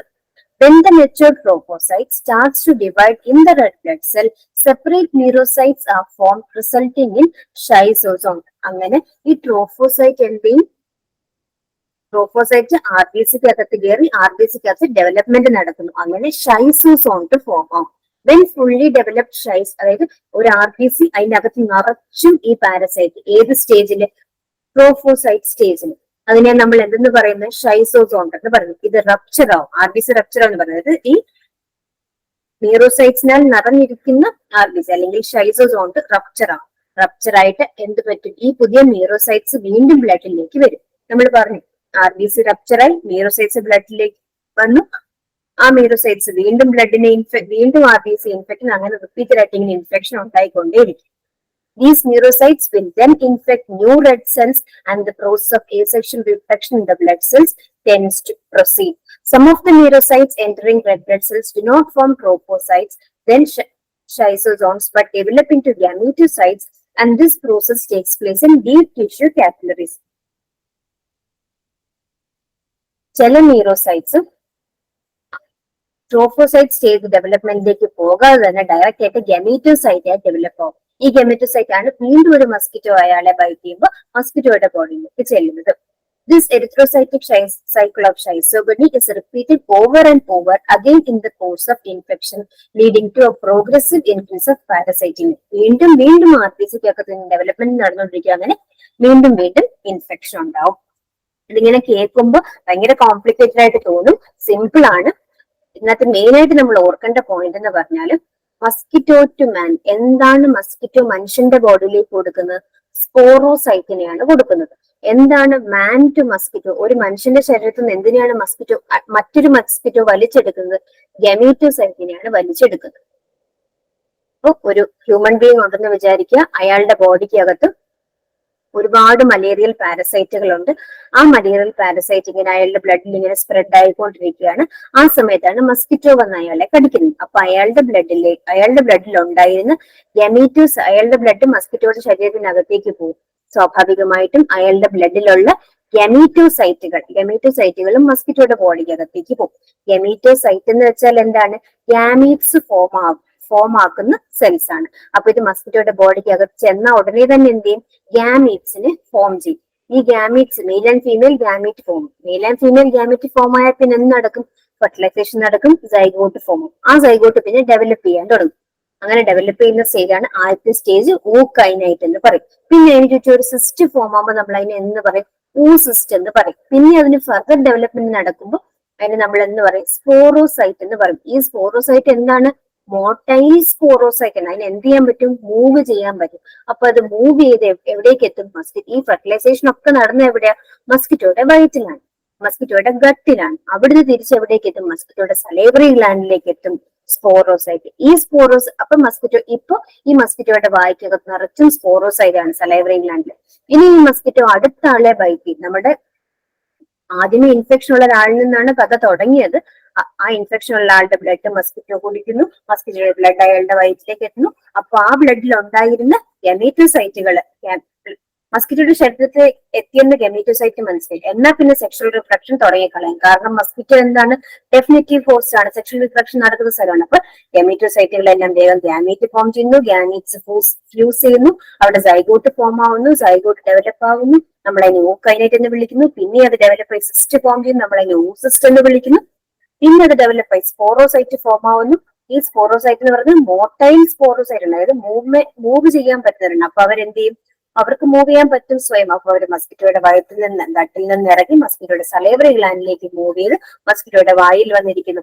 മസ്കിറ്റോ അടുത്ത ആളെ കടിക്കുന്നു. അതായത് നമ്മൾ ആദ്യമേ പറഞ്ഞ ആളല്ല, നെക്സ്റ്റ് പേഴ്സൺ ആണ്. ആ ആൾക്ക് ഒരു ഇൻഫെക്ഷനും ഇല്ല, ഒന്നുമില്ല. അയാളുടെ ബോഡിക്ക് അകത്തേക്ക് മസ്കിറ്റോയുടെ വയറ്റിലൂടെ എന്ത് ചെല്ലുന്നു, സ്പോറോസൈറ്റ് ചെല്ലുന്നു.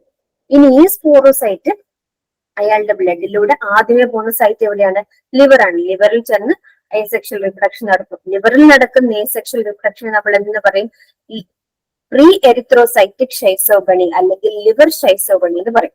അതിന്റെ റിസൾട്ട് ആയിട്ട് ഫോം ചെയ്യുന്ന സെൽസിനെ എന്ന് പറയും, മീറോസൈറ്റ് എന്ന് പറയും. ഈ മീറോസൈറ്റുകൾ എന്ത് ചെയ്യും, മീറോസൈറ്റുകൾ ഒരു 2 ആഴ്ച വരെ ലിവറിൽ തന്നെ ഇങ്ങനെ താമസിക്കും. എന്നിട്ട് പിന്നെ അത് കഴിഞ്ഞ് ബ്ലഡിലേക്ക് ഇറങ്ങും. ബ്ലഡിലേക്ക് ഇറങ്ങി RBC പോയി ഇൻഫെക്ട് ചെയ്യുന്നു. RBCക്ക് അകത്ത് ഡെവലപ്പായി നമ്മൾ അതിനെ എന്ത് വിളിക്കും, ട്രോഫോസൈറ്റ് എന്ന് വിളിക്കും.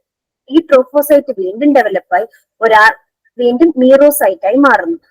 ഒരു RBC അതിനകത്ത് നിറച്ചും ഇങ്ങനെ പുതിയ പുതിയ പുതിയ മീറോസൈറ്റുകൾ. ആ സ്റ്റേജിൽ നമ്മൾ RBCയെ വിളിക്കുന്ന പേരാണ് ഷൈസോസോണ്ട്.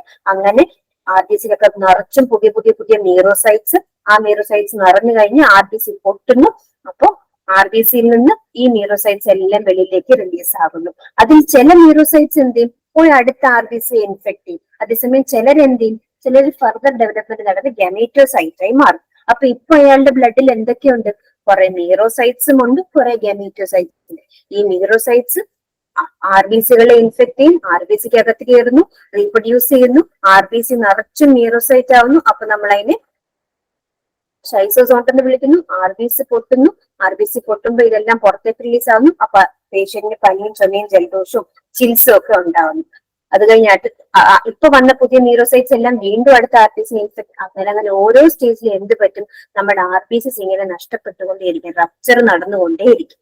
ഇതിൽ എല്ലാവരും RBC ഇൻഫെക്ട് ചെയ്യാൻ പോകില്ല. ചിലരൊക്കെ എന്തായിപ്പോ ഗമീറ്റോസൈറ്റ് എന്ത് ചെയ്യും, ബ്ലഡിൽ ഇങ്ങനെ ഒഴുകി നടക്കും. അടുത്ത മസ്കിറ്റോ വരുന്നുണ്ട്. അടുത്ത മസ്കിറ്റോ വരുമ്പോൾ ഗമീറ്റോസൈറ്റ് മസ്കിറ്റോയുടെ ബ്ലഡിലേക്ക് കയറുന്നു, മസ്കിറ്റോയുടെ വയറ്റിലെത്തുന്നു, അവിടെ ഗാമീറ്റ് ഫോം ചെയ്യുന്നു, ഗാമീറ്റ് ഫ്യൂസ് ചെയ്യുന്നു, സൈഗോട്ട്, പിന്നെ oocyte, oocyst, സ്പോറോസൈറ്റ് മസ്കിറ്റോയുടെ സ്റ്റൊമക്കിൽ നിന്ന് മസ്കിറ്റോയുടെ വായിൽ വന്നിരിക്കുന്നു. മസ്കിറ്റോയുടെ വായിൽ നിന്ന് സ്പോറോസൈറ്റ് മനുഷ്യന്റെ ബോഡിയിലേക്ക് പോകാൻ റെഡി ആയിട്ടിരിക്കുന്നു. അടുത്തൊരു ഹെൽത്തി ആയിട്ടുള്ള മനുഷ്യനെ കടിക്കുമ്പോൾ ഈ സ്പോറോസൈറ്റ് മനുഷ്യന്റെ ബോഡിയിലേക്ക് പോകുന്നു. ആദ്യം ലിവറിലെത്തുന്നു. ലിവറിൽ നടക്കുന്ന സെക്ഷൽ റിപ്രഡക്ഷന് ലിവർ പ്രീ എരിത്രോസൈറ്റിക് ഷൈസോഗണി അല്ലെങ്കിൽ ലിവർ ഷൈസോഗണി എന്ന് പറയുന്നു. അപ്പൊ അവിടെ മീറോസൈറ്റ്സ് ഫോം ആവുന്നു. ഈ മീറോസൈറ്റ്സ് പിന്നെ 2 ആഴ്ച ലിവറിൽ താമസിച്ചിട്ട് പിന്നെ RBCസിനെ ഇൻഫെക്ട് ചെയ്യുന്നു. RBCസ് അകത്ത് മറ്റ് സെക്ഷൽ റിപ്രഡക്ഷൻ ഇവന്റ്സ് നടക്കുന്നു. അതിനെ നമ്മൾ എരിത്രോസൈറ്റിക് ഷൈസോഗണി എന്ന് പറയുന്നു. അങ്ങനെ കൂടുതൽ മീറോസൈറ്റ്സ് ഫോം ആവുന്നു, ട്രോഫോസൈറ്റ്സ് ഫോം ആവുന്നു. ഇതെല്ലാം കൂടെ RBCക്ക് അകത്ത് നിറയുന്നു. ആ സമയത്ത് RBCയെ നമ്മൾ ഷൈസോസോണ്ട് എന്ന് വിളിക്കും. പിന്നെ RBC പൊട്ടി എല്ലാ മീറോസൈറ്റ്സും പുറത്തേക്ക് വരുന്നു. ഈ RBCയുടെ ഡിസ്ട്രക്ഷൻ നടക്കുമ്പോൾ പേഷ്യന്റിന് ഫീവറും ചിൽസും ഒക്കെ ഉണ്ടാകുന്ന ലക്ഷണം കാണിക്കുന്നു. ഈ പുതിയതായിട്ട് പുറത്തു വന്ന മീറോസൈറ്റ്സ് കുറെ പേര് പോയി വീണ്ടും മറ്റ് RBCസിനെ ഇൻഫെക്ട് ചെയ്യും. കുറച്ചു പേര് ഗമീറ്റോസൈറ്റ് ആയി ഡെവലപ്പ് ആവും. ഞാൻ ഈ പറഞ്ഞ കാര്യങ്ങളെല്ലാം ഞാൻ ഏകദേശം 2-3 തവണ ഈ സൈക്കിൾ ഇങ്ങനെ പറഞ്ഞു കഴിഞ്ഞു. ഓരോ തവണ പറയുമ്പോഴും എഴുതി പഠിക്കുക, അതിന്റെ കൂടെ വിഷ്വലൈസ് ചെയ്യുക. അപ്പൊ നമുക്ക് ക്ലിയർ ആയിക്കോളും. ഇവിടുന്ന് വരാൻ ചാൻസ് ഉള്ള ക്വസ്റ്റ്യൻസ് ആണ് എഴുതിയേക്കുന്നത്. മസ്കിറ്റോയിൽ നിന്ന് മാനിലേക്ക് പോകുന്ന സ്റ്റേജ് സ്പോറോസൈറ്റും, മാനിൽ നിന്ന് മസ്കിറ്റോയിലേക്ക് പോകുന്ന സ്റ്റേജ് ഗമീറ്റോസൈറ്റും. ഗമീറ്റോസൈറ്റ്, ഗാമേറ്റ്, oocyte, സ്പോറോസൈറ്റ് ഇത്രയും മസ്കിറ്റോയുടെ ബോഡിയിലാണ് നടക്കുന്നത്. ഇതാണ് സെക്ഷുവൽ ഫേസ്. അടുത്തത് മീറോസൈറ്റ്, ട്രോഫോസൈറ്റ്, ഗമീറ്റോസൈറ്റ്. ഇത് നടക്കുന്നത്, അത് മീറോസൈറ്റിൽ നിന്ന് ട്രോഫോസൈറ്റും അവിടുന്ന് ഗമീറ്റോസൈറ്റ് വരെയുള്ള സ്റ്റേജ് നടക്കുന്നത് ഹ്യൂമൻ ബോഡിയിലാണ്. അതാണ് സെക്ഷുവൽ ഫേസ്. ഇത് ബെറ്റർ ആയിട്ട് മനസ്സിലാവാൻ ഒരുപാട് ഡയഗ്രാംസ്, 2-3 ഡയഗ്രാംസ് ഞാനിവിടെ ഇൻക്ലൂഡ് ചെയ്തിട്ടുണ്ട്. അതൊക്കെ നന്നായിട്ട് നോക്കുകയും നമുക്ക് മനസ്സിലാവാനുള്ളതാണ്. ഏറ്റവും സിമ്പിൾ ആയിട്ടുള്ള ഡയഗ്രാം ഇതാണ്. ഇത് നോക്കി റഫ് ഐഡിയ ഉണ്ടാക്കിയതിനു ശേഷം ഡീറ്റെയിൽ ആയിട്ട് വായിച്ച് മനസ്സിലാക്കുക. ഇനി ക്ലിനിക്കൽ ഫീച്ചേഴ്സ്, മലേറിയയുടെ ലക്ഷണങ്ങൾ എന്തൊക്കെയാണ്? Clinical features of malaria are due to liberation of fever-producing substances, especially during schizophrenia. ഞാൻ പറഞ്ഞു നമ്മുടെ ബോഡിയിലെത്തി നമ്മുടെ ലിവറിനകത്ത് റീപ്രൊഡ്യൂസ് ചെയ്യുന്ന സെക്ഷൽ റിപ്രൊഡക്ഷൻ നടക്കുമ്പോൾ നമ്മൾ അതിനെ ലിവർ ഷൈസോഗണി എന്ന് പറയുന്നു. അത് കഴിഞ്ഞ് RBC-ക്കകത്ത് റിപ്രൊഡക്ഷൻ നടക്കുമ്പോൾ നമ്മൾ അതിനെ എറിത്രോസൈറ്റിക് ഷൈസോഗണി എന്ന് പറയുന്നു. ആ സമയത്തൊക്കെ ഹീമോസോയിൻ എന്ന് പറയുന്ന ഒരു ടോക്സിക് സബ്സ്റ്റൻസ് പ്രൊഡ്യൂസ് ചെയ്യുന്നു. ഹീമോസോയിൻ HEMOZOIN ഹീമോസോയിൻ എന്ന് പറയുന്ന ഒരു കെമിക്കൽ, അതായത് ഒരു ടോക്സിൻ പ്രൊഡ്യൂസ് ചെയ്യുന്നത്. ആ ടോക്സിൻ കാരണമാണ് നമുക്ക് എന്തുണ്ടാകുന്നത്, ഈ പറഞ്ഞ ഫീവറും ചിൽസും ഒക്കെ ഉണ്ടാകുന്നത്. കോമൺ ഫീച്ചേഴ്സ് എന്തൊക്കെയാ പേഷ്യന്റ് കാണുന്ന ലക്ഷണങ്ങൾ? ഫീവർ ഓഫ് റെഗുലർ പാറ്റേൺ, പനി ഉണ്ടാവും. ഹീമോലൈറ്റിക് അനീമിയ, RBCs ഇങ്ങനെ ഡിസ്ട്രക്ട് ആയി പോവല്ലേ, അപ്പൊ അയാളുടെ ബ്ലഡിൽ RBC എണ്ണം കുറയുമ്പോൾ എന്ത് പറ്റും? അനീമിയ ഉണ്ടാവും. RBCs ഡിസ്ട്രക്റ്റഡ് ആയത് കാരണം അനീമിയ ഉണ്ട്. That is called haemolytic anaemia. Rupture of RBCs is called haemolysis. അപ്പൊ അത് കാരണം ഉണ്ടാകുന്ന അനീമിയ എന്തെന്ന് പറയും? Haemolytic anaemia. അടുത്തത് സ്പ്ലീനോമെഗലി. അങ്ങനെ RBCസിന്റെ ഡിസ്ട്രക്ഷൻ ഇങ്ങനെ നടക്കുമ്പോൾ എന്ത് പറ്റും? സ്പ്ലീൻ എൻലാർജ്മെന്റ് ഉണ്ട്, നമ്മുടെ സ്പ്ലീൻ വലുതാകുന്നു. അതിനെയാണ് സ്പ്ലീനോമെഗാലി, മെഗാ വലുതാകുന്നു. ആൻഡ് ജോണ്ടിസ്, അതേപോലെ RBC ഡിസ്ട്രക്റ്റഡ് ആകുമ്പോൾ ബിലിറുബിന്റെ അളവ് കൂടും. അങ്ങനെ ജോണ്ടിസ്, മഞ്ഞപ്പിത്തം ഉണ്ടാവുന്നു. Jaundice may be severe in Plasmodium ഫാൽസിപാരം infection. അപ്പൊ നമ്മൾ പറഞ്ഞു ഈ RBC പൊട്ടി ഇങ്ങനെ പുതിയ പുതിയ ന്യൂറോസൈറ്റ്സ് പുറത്തേക്ക് വരുമ്പോൾ അതിന്റെ കൂടെ ഹീമോസോയിൻ എന്ന് പറയുന്ന ഒരു കെമിക്കൽ സബ്സ്റ്റൻസ് കൂടെ പുറത്തു വരും. അത് കാരണമാണ് പേഷ്യന്റ് ലക്ഷണങ്ങൾ ഉണ്ടാകുന്നത്. എന്തൊക്കെയാ ലക്ഷണങ്ങൾ? പനി, വിറയല്, അതേപോലെ ഇങ്ങനെ RBCs പൊട്ടിക്കൊണ്ടിരുന്ന എന്ത് പറ്റും? RBCs പൊട്ടുന്ന കാരണം അനീമിയ, ഹീമോലൈറ്റിക് അനീമിയ, സ്പ്ലീനിന്റെ സൈസ് വലുതാവും, സ്പ്ലീനോമെഗലി, അതുപോലെ മഞ്ഞപ്പിത്തം, ജോണ്ടിസ്. ഇതൊക്കെയാ ലക്ഷണങ്ങൾ. അതിൽ ഈ ജോണ്ടിസ് എന്ന് പറയുന്ന ലക്ഷണം, മഞ്ഞപ്പിത്തം പ്ലാസ്മോഡിയം ഫാൽസിപാരം ഇൻഫെക്ഷനിൽ ഭയങ്കര സിവിയർ ആയിട്ട് കാണാറുണ്ട്. സാധാരണ സ്പീഷീസിനെക്കാട്ടിലും മറ്റ് പ്ലാസ്മോഡിയം സ്പീഷീസിനെക്കാട്ടിലും കുറച്ചുകൂടെ സിവിയർ ആണ് ഇവിടെ കാണുന്ന ജോണ്ടിസ്. അടുത്തത് ഡയഗ്നോസിസ്. ഇപ്പൊ തന്നെ നമുക്ക് മനസ്സിലായി മസ്കിറ്റോയുടെ ബോഡിക്കകത്ത് മലേറിയ ഉണ്ടോ ഇല്ലയോ എന്നൊക്കെ അറിയാൻ പാടാ, അതിനെയൊക്കെ പിടിച്ചു നോക്കാം. അപ്പൊ നമ്മുടെ ബോഡിക്കകത്ത് മലേറിയ ഉണ്ടോ ഇല്ലെന്ന് അറിയാൻ ഈ പാരസൈറ്റ് എവിടെയാണ്? നമ്മുടെ ബ്ലഡിലാണ്. അത് ആദ്യമേ പോകുന്നത് തന്നെ ബ്ലഡിലേക്ക്. നമ്മുടെ ലിവറിലേക്ക് പോകും. ലിവറിൽ നിന്ന് എടുക്കുന്നതിനെക്കാട്ടിലും എളുപ്പമല്ലേ? 2 ആഴ്ച കഴിയുമ്പോൾ അത് ബ്ലഡിലേക്ക് വരും. അപ്പൊ ബ്ലഡിൽ നിന്ന് സാമ്പിൾ എടുക്കുന്നത് നല്ല എളുപ്പം. അതുകൊണ്ടാണ് നമ്മളിവിടെ ബ്ലഡ് സാമ്പിൾ പ്രിഫർ ചെയ്യുന്നത്. The lab diagnosis of malaria infection is still based on finding different shades of Plasmodium species in blood films. Blood എടുക്കുന്നു, ബ്ലഡ് ഫിലിംസ് എടുക്കുന്നു, എടുത്തിട്ട് അതിനകത്ത് നമ്മൾ മൈക്രോസ്കോപ്പ് വഴി സ്റ്റെയിൻ ചെയ്തിട്ട് നമ്മൾ ഒബ്സർവ് ചെയ്യുമ്പോൾ നമുക്ക് എന്ത് കാണാൻ പറ്റും? നമ്മുടെ അകത്ത് നമുക്ക് ഈ പാരസൈറ്റ്സിന്റെ സാന്നിധ്യം ഇങ്ങനെ കാണാൻ പറ്റും. അങ്ങനെ നമ്മൾ പല പല പല പല ഫീൽഡുകൾ ഒബ്സർവ് ചെയ്ത് ഈ പാരസൈറ്റിനെ കണ്ടെത്തണം. അങ്ങനെ പാരസൈറ്റിനെ കണ്ടെത്തിയാൽ എന്ത് മനസ്സിലാകും? ഈ പാരസൈറ്റ് ബോഡിക്കകത്തുണ്ട്, ഇയാൾക്ക് മലേറിയ ഉണ്ട് എന്ന് മനസ്സിലാക്കും. In thin films, the red blood cells are not distorted, so morphology of parasite cells can be seen. Species identification can be made based upon the size and shape of various stages of parasite and presence of stippling, that is bright red dots, and fimbriation, ragged ends. However, malaria parasites may be missed on a thin blood film where there is no parasitemia. Therefore, examination of thick blood film is recommended. With thick blood, അത് നമുക്ക് അതിന് 2 തരം. അത് നമ്മൾ ആദ്യമേ എന്താ ചെയ്യുന്നത്? Peripheral blood smear method ഉണ്ട്. നമ്മൾ ഒരു പേഷ്യന്റിനെ വിളിക്കുന്നു, ആളുടെ ഫിംഗറിൽ പ്രിക്ക് ചെയ്യുന്നു, ഫിംഗറിൽ കുത്തി നമ്മൾ ബ്ലഡ് എടുക്കുന്നു. ആ ബ്ലഡ് നമുക്ക് 2 തരം സ്മിയർ പ്രിപ്പയർ ചെയ്യാം. ഈ ഗ്ലാസ് സ്ലൈഡിൽ കാണിച്ചേക്കുന്നതാണ് സ്മിയർ. നമുക്ക് ഇതാണ് തിക് ബ്ലഡ് ഫിലിം, ഇത് തിൻ ബ്ലഡ് ഫിലിം. കണ്ടാൽ തന്നെ അറിയാം ഇത് കുറച്ചൊരു ഡെൻസ് ആണ്, തിക്ക് ആണ്, ഇത് തിൻ. അപ്പൊ തിക് ബ്ലഡ് സ്മിയർ ഉണ്ട്, തിൻ ബ്ലഡ് സ്മിയർ ഉണ്ട്. ഈ തിൻ ബ്ലഡ് സ്മിയറിന്റെ ഉപയോഗം എന്താ പറയുക? അത് തിൻ ആയതുകൊണ്ട് തന്നെ നമുക്ക് നന്നായിട്ട് ഒബ്സർവ് ചെയ്യാനും ഏത് തരം പാരസൈറ്റ് ആണ്, ഏത് തരം പ്ലാസ്മോഡിയം ആണ് എന്നൊക്കെ മനസ്സിലാക്കാനും പറ്റും. അതേസമയം തിക്ക് ബ്ലഡ് സ്മിയർ എന്ന് പറയുമ്പോൾ നമുക്ക് അതിനകത്ത് അത്രത്തോളം സൂക്ഷ്മമായിട്ട് ഏത് തരം പാരസൈറ്റ് എന്ന് അറിയാൻ പറ്റില്ല. പക്ഷേ തിൻ ബ്ലഡ് സ്മിയർ തിൻ ആയതുകൊണ്ട് തന്നെ ഇപ്പൊ വളരെ കുറവ് പാരസൈറ്റ് ഒക്കെ ഉള്ളെങ്കിൽ നമുക്ക് ഡിറ്റക്ട് ചെയ്യാതിരിക്കും നമ്മൾ. അതുകൊണ്ട് തന്നെ തിക്ക് ബ്ലഡ് സ്മിയർ ആണ് എപ്പോഴും ഡിറ്റക്ഷന് വേണ്ടി നല്ലത്. തിക് ബ്ലഡ് സ്മിയറിന്റെ പ്രയോജനം എന്താ? ഒരുപാട് ബ്ലഡ് ഇവിടെ നമ്മൾ ഉപയോഗിക്കുന്നു. അതുകൊണ്ട് തന്നെ എവിടെയെങ്കിലും ഒരു അല്പമെങ്കിലും പാരസൈറ്റിന്റെ സാന്നിധ്യം ഉണ്ടെങ്കിൽ നമുക്കത് കണ്ടെത്താൻ പറ്റും. അപ്പോൾ പാരസൈറ്റ് ഉണ്ടോ ഇല്ലയോ എന്ന് അറിയാൻ വേണ്ടി നമ്മൾ ഉപയോഗിക്കുന്നതാണ് തിക് ബ്ലഡ് സ്മിയർ.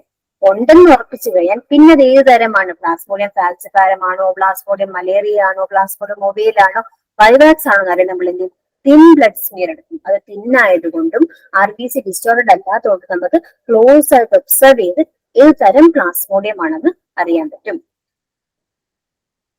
ഈ ഇമേജ് നോക്കിയാൽ മനസ്സിലാവും പ്ലാസ്മോഡിയം ഫാൽസിപാരം അതുപോലെ തന്നെ പ്ലാസ്മോഡിയം വൈവാക്സ്. അതിന്റെ ട്രോഫോസൈറ്റ് സ്റ്റേജ് ആണെങ്കിൽ മൈക്രോസ്കോപ്പിൽ കൂടെ നോക്കുമ്പോൾ എങ്ങനെയിരിക്കും, ഷൈസോസോൺ സ്റ്റേജ് ഇങ്ങനെയിരിക്കും, റോസെറ്റ് സ്റ്റേജ് ആണിത് ഗാമീറ്റോസൈറ്റ്. അതുപോലെ പ്ലാസ്മോഡിയം വൈവാക്സ് ആണെങ്കിൽ അതിന്റെ ഇമേജസ് ആണ് നമ്മൾ ഈ കാണുന്നത്.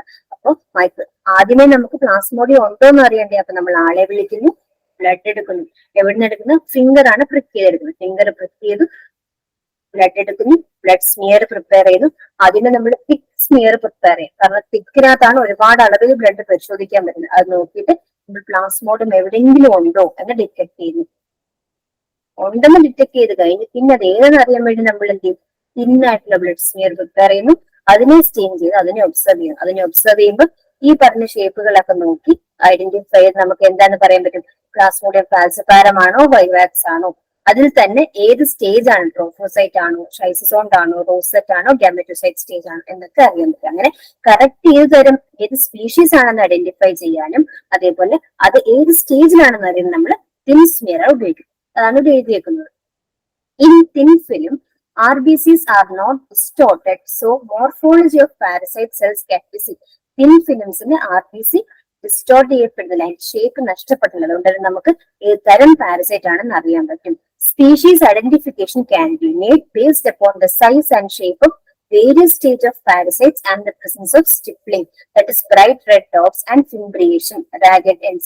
ആണ് നേരത്തെ ഞാൻ ഇമേജിൽ കാണിച്ചത്. ആ ഇമേജ് നോക്കി അതിന്റെ ഷേപ്പ് നോക്കി നമുക്ക് അതിനനുസരിച്ച് ഏത് സ്പീഷീസ് ആണെന്നും അതേപോലെ ഏത് സ്റ്റേജ് ആണെന്നും പറയാൻ പറ്റും. അതിൽ ബ്രൈറ്റ് റെഡ് ഡോട്ട്സ് ഇങ്ങനെ എടുത്തെടുത്ത് കാണുന്നതിന് നമ്മൾ സ്റ്റിപ്ലിംഗ് എന്ന് പറയും. അതേപോലെ തന്നെ അറ്റമൊക്കെ ഇങ്ങനെ ചുരുങ്ങിയിരിക്കുന്ന ഒരു ഇതിനെ നമ്മൾ ഫിംബ്രിയേഷൻ എന്ന് പറയും. അതൊക്കെ വായിച്ചു വെച്ചിരുന്നാൽ മാത്രം മതി. മനസ്സിലാക്കേണ്ട പോയിന്റ്, തിക്ക് ബ്ലഡ് സ്മിയർ ആണ് നമ്മൾ പാരസൈറ്റ് ഉണ്ടോ ഇല്ലയോ എന്ന് അറിയാൻ വേണ്ടി ഉപയോഗിക്കുന്നത്. കാരണം തിക്ക് ബ്ലഡ് സ്മിയറിന് അല്പം പോലും പാരസൈറ്റ് ഉണ്ടെങ്കിലും ഡിറ്റക്ട് ചെയ്യാൻ പറ്റും.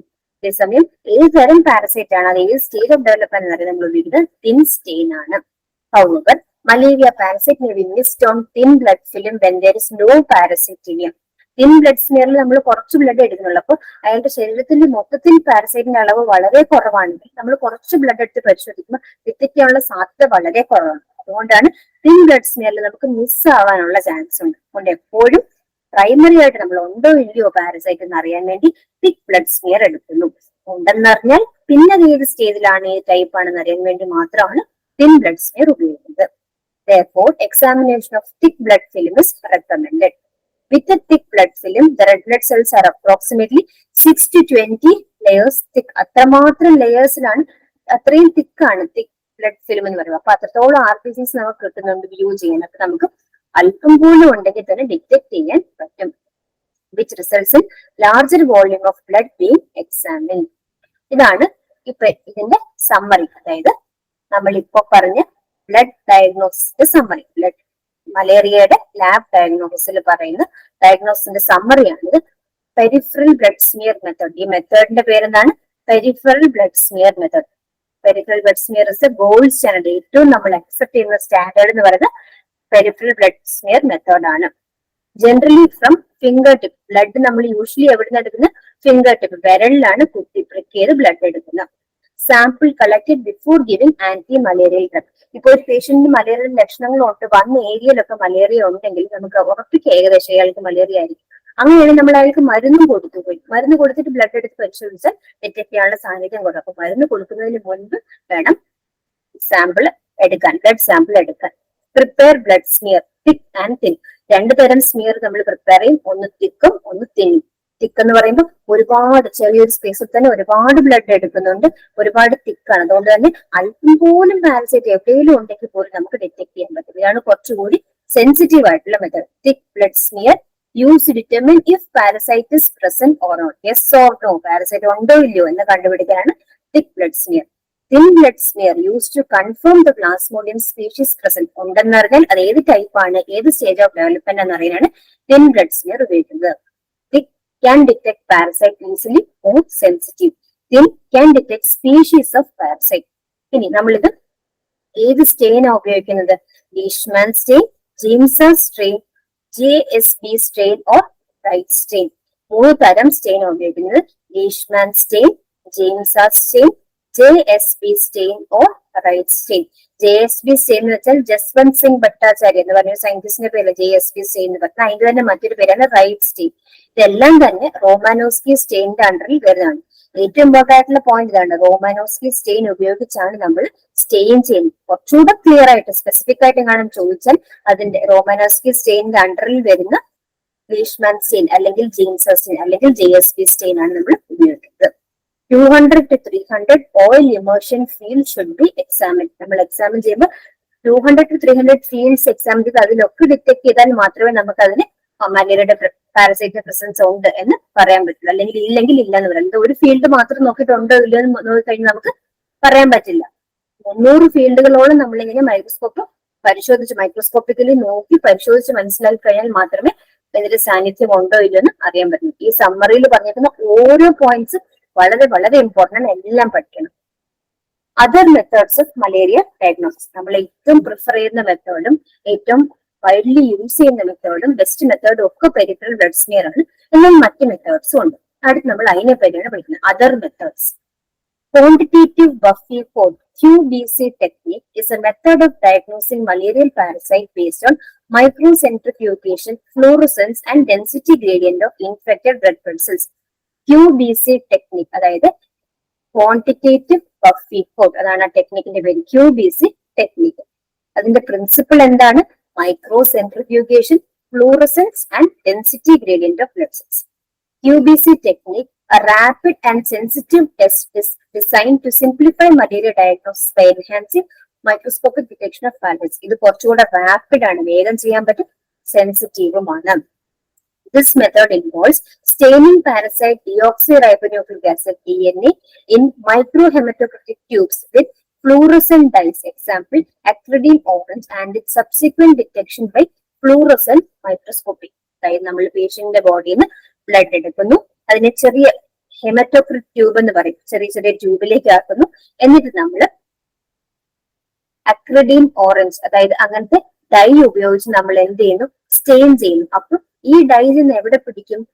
ഈ പാരസൈറ്റിന്റെ DNA ചെന്ന് ഈ ഡൈ പിടിക്കും. എന്നിട്ട് നമ്മൾ എന്ത് ചെയ്യും? ഫ്ലൂറസെന്റ് ലൈറ്റ് അങ്ങോട്ട് അടിച്ചു കൊടുക്കും. ലൈറ്റ് അടിച്ചു കൊടുക്കുമ്പോൾ ഈ ഡൈ ചെന്ന് DNA പിടിച്ചിട്ട് ആ DNA എന്ത് ചെയ്യാൻ തുടങ്ങും? ആ ഫിലിപ്പിൽ നമുക്ക് ഡിറ്റക്ട് ചെയ്യാം, അത് ഗ്ലോ ചെയ്യും. അപ്പൊ അങ്ങനെ നമുക്ക് ഡിറ്റക്ട് ചെയ്യാൻ പറ്റും.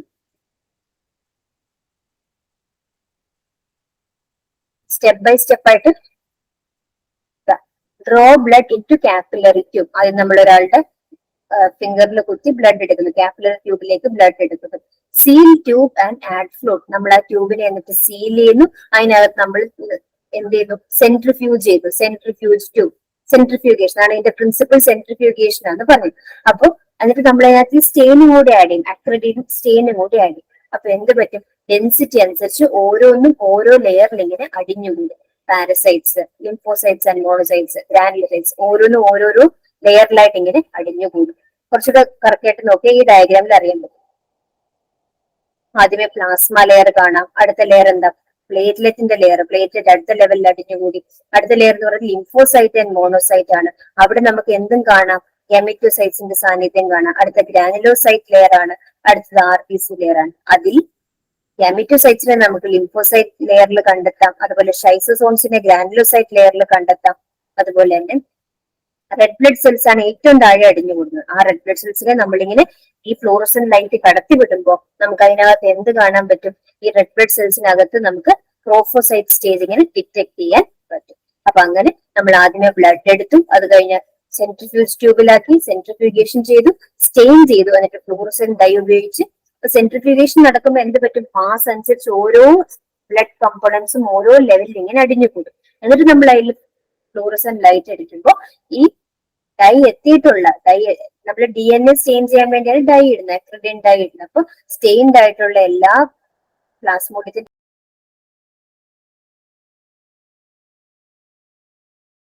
ഈ ടെക്നിക്കിനെ പറയുന്ന പേരാണ് QBC ടെക്നിക്. പറഞ്ഞ കാര്യങ്ങൾ നമുക്ക് വായിക്കാം. Finger prick blood is collected. Finger പ്രിക്ക് ചെയ്തു, ബ്ലഡ് കളക്ട് ചെയ്തു. പിന്നെ ഹെമറ്റോക്രിക് ട്യൂബ് കണ്ടെയ്നിങ് അക്രിഡൈൻ ഓറഞ്ച് ആൻഡ് ആന്റികോഗുലന്റ്, നമ്മൾ അതിനെ ഈ ട്യൂബിൽ കളക്ട് ചെയ്തു. ആ ട്യൂബിൽ എന്തുണ്ട്? അക്രിഡിൻ ഓറഞ്ച് എന്ന് പറയുന്ന ഡൈ ഉണ്ട്. ആ ഡൈ എന്തിനു ഉപയോഗിക്കും? DNAC. അതേപോലെ ആന്റി കോയഗുലിൻ ഉണ്ട്. ബ്ലഡ് കോയഗുലേറ്റ് ആയി പോവാതിരിക്കാൻ, കട്ടിപിടിച്ച് ക്ലോട്ട് ആവാതിരിക്കാൻ വേണ്ടിയുള്ള സബ്സ്റ്റൻസ് ആഡ് ചെയ്തിട്ടുണ്ട്. The tube is centrifuged at 12,000 gram for 5 minutes and immediately examined using a fluorescence microscope. അടുത്ത സ്റ്റെപ്പ് എന്താ? നമ്മൾ സെൻട്രിഫ്യൂഗേഷൻ ചെയ്യുന്നു. എന്നിട്ട് നമ്മൾ ഫ്ലൂറസെന്റ് ലൈറ്റ് ഉപയോഗിച്ച് മൈക്രോസ്കോപ്പിലൂടെ അതിനെ ഒബ്സർവ് ചെയ്യുന്നു. Parasite nuclear fluoresces bright green while cytoplasm appears yellow orange. Parasite ഉണ്ടെങ്കിൽ ആ സെല്ലിന്റെ ന്യൂക്ലിയർ ഏത് കളറിലായിരിക്കും? ബ്രൈറ്റ് ഗ്രീൻ കളറിലായിരിക്കും കാണാൻ സാധിക്കുക. പാരസൈറ്റിന്റെ ന്യൂക്ലിയർ ബ്രൈറ്റ് ഗ്രീൻ കളറിലാണ് കാണാൻ സാധിക്കുക. Recently, QBC technique is the preferred diagnostic method over light microscopy, probably because of increased sensitivity at low parasitemia. QBC technique ആണ് ഇപ്പൊ ഡോക്ടേഴ്സ് പ്രിഫർ ചെയ്യുന്നത്. ഏത് മെത്തേഡിനെക്കാട്ടിലും നമ്മൾ പറയുന്ന നോർമൽ ആയിട്ടുള്ള പെരിഫറൽ ബ്ലഡ് സ്മിയറിൽ എടുത്തിട്ടുള്ള ലൈറ്റ് മൈക്രോസ്കോപ്പിയെക്കാട്ടിലും. കാരണം വളരെ കുറവ് അളവുണ്ടെങ്കിൽ പോലും നമുക്ക് ഇതിനകത്ത് അറിയാൻ പറ്റും. ഏറ്റവും കൂടുതൽ പ്രിഫർ ചെയ്യുന്ന ഏതാണ്? ഇപ്പൊ നമ്മൾ QBC ആണോ ലൈറ്റ് സെൻസിറ്റിവിറ്റി ലൈറ്റ് മൈക്രോസ്കോപ്പി ആണോ പ്രിഫർ ചെയ്യുന്നത് ചോദിച്ചാൽ കൂടുതലായിട്ട് ഇപ്പൊ റീസെന്റ് പ്രിഫർ ചെയ്യുന്ന QBC. പക്ഷെ എല്ലായിടത്തും ഇത് ഇല്ലാത്തത് കൊണ്ടും ഇതിന്റെ റേറ്റ് കൂടുതലായതുകൊണ്ടും ഏറ്റവും കോമൺ ആയിട്ട് യൂസ് ചെയ്യുന്ന എന്താണ്? നമ്മൾ മുൻപ് പഠിച്ച ഏറ്റവും സിമ്പിൾ ആയിട്ടുള്ള light microscopy, peripheral blood smear വെച്ചിട്ടുള്ള ലൈറ്റ് മൈക്രോസ്കോപ്പി തന്നെയാണ് ഏറ്റവും കോമൺ ആയിട്ട് ഉപയോഗിക്കുന്നത്. ഓൾഡോ ഇതിന്റെ അഡ്വാൻറ്റേജസ് ആണ്. QBC ടെക്നിക്ക് സിമ്പിൾ ആണ്, റിലയബിൾ ആണ്, കറക്റ്റ് ആയിട്ടുള്ള റിസൾട്ട് ആണ് തരുന്നത്. യൂസർ ഫ്രണ്ട്ലി, എളുപ്പമാണ് ചെയ്യാൻ. It requires specialised instrumentation. Demerits എന്താണ്? ഇതിന്റെ ഡിഫക്ട് എന്തൊക്കെയാണ്? സ്പെഷ്യൽ ഇൻസ്ട്രുമെന്റ്സ് വേണം. More costly than conventional light microscopy, കൂടുതൽ കോസ്റ്റ്ലി ആണ്. And score determining species and number of parasites. ഈ മെത്തേഡ് ഉപയോഗിച്ചാലും ഏത് സ്പീഷീസ് ആണെന്ന് അറിയാൻ പറ്റില്ല. അതറിയാൻ പിന്നെ എന്ത് ചെയ്യണം? ബ്ലഡ് എടുത്ത് light smear, thin smear prepare ചെയ്തിട്ട് തന്നെ നോക്കണം. Various serological methods are now available in malaria diagnosis and increasingly used in laboratories, which includes immunochromatographic cards termed rapid malaria test. ഇത് കൂടാതെ നമ്മൾ ഓൾറെഡി ഒരു മെത്തേഡ് പഠിച്ചു, സിമ്പിൾ ആയിട്ടുള്ള ലൈറ്റ് മൈക്രോസ്കോപ്പി ഉപയോഗിച്ചുള്ള പെരിഫറൽ ബ്ലഡ് സ്മിയർ ടെക്നിക്. രണ്ടാമത് പഠിച്ച recent ആയിട്ട് ഉപയോഗിക്കുന്ന QBC technique, quantitative buffy code technique. അതില് നമ്മൾ അങ്ങനെയൊക്കെ യൂസ് ചെയ്യുക. ആ ടെസ്റ്റ് കുറച്ചുകൂടെ സെൻസിറ്റീവ് ആണ്, കുറച്ചുകൂടെ കറക്റ്റ് റിസൾട്ട് ഒക്കെ തരുമെങ്കിലും കോസ്റ്റ്ലി ആണ്. അതുകൊണ്ട് കോമൺ ആയിട്ട് യൂസ് ചെയ്യാറില്ല. അതല്ലാതെ മറ്റു ചില ടെക്നിക്സ് കൂടി ഉണ്ട്. എന്താണ്? Rapid malaria test, RDT, rapid malaria test technique. അതിനകത്ത് ഇമ്യൂണോക്രോമറ്റോഗ്രാഫിക് കാർഡ്സ് ആണ് ഉപയോഗിക്കുന്നത്. Immunofluorescent antibody assay and molecular techniques like PCR and flow cytometry. അപ്പോ ഏതൊക്കെ ടെക്നിക്സ് ഉണ്ട്? ലൈറ്റ് മൈക്രോസ്കോപ്പി ഉപയോഗിച്ചുള്ള പെരിഫറൽ ബ്ലഡ് സ്മിയർ, കൂടാതെ QBC ടെക്നിക്, പിന്നെ immunochromatographic card or RDT method, immunofluorescent antibody assay, then PCR, polymerase chain reaction, PCR, flow cytometry. അതിന്റെയൊക്കെ പേര് മാത്രം അറിഞ്ഞിരുന്നാൽ മതി.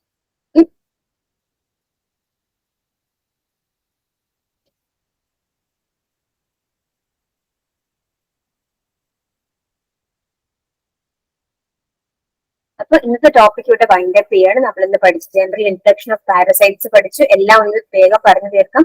എന്താണ് പാരസൈറ്റ്സ് എന്ന് പഠിച്ചു, ഏതൊക്കെ തരം പാരസൈറ്റ്സ് ഉണ്ടെന്ന് പഠിച്ചു, ഹോസ്റ്റ് എന്താന്ന് പഠിച്ചു, ഏതൊക്കെ തരം ഹോസ്റ്റുകൾ ഉണ്ടെന്ന് പഠിച്ചു.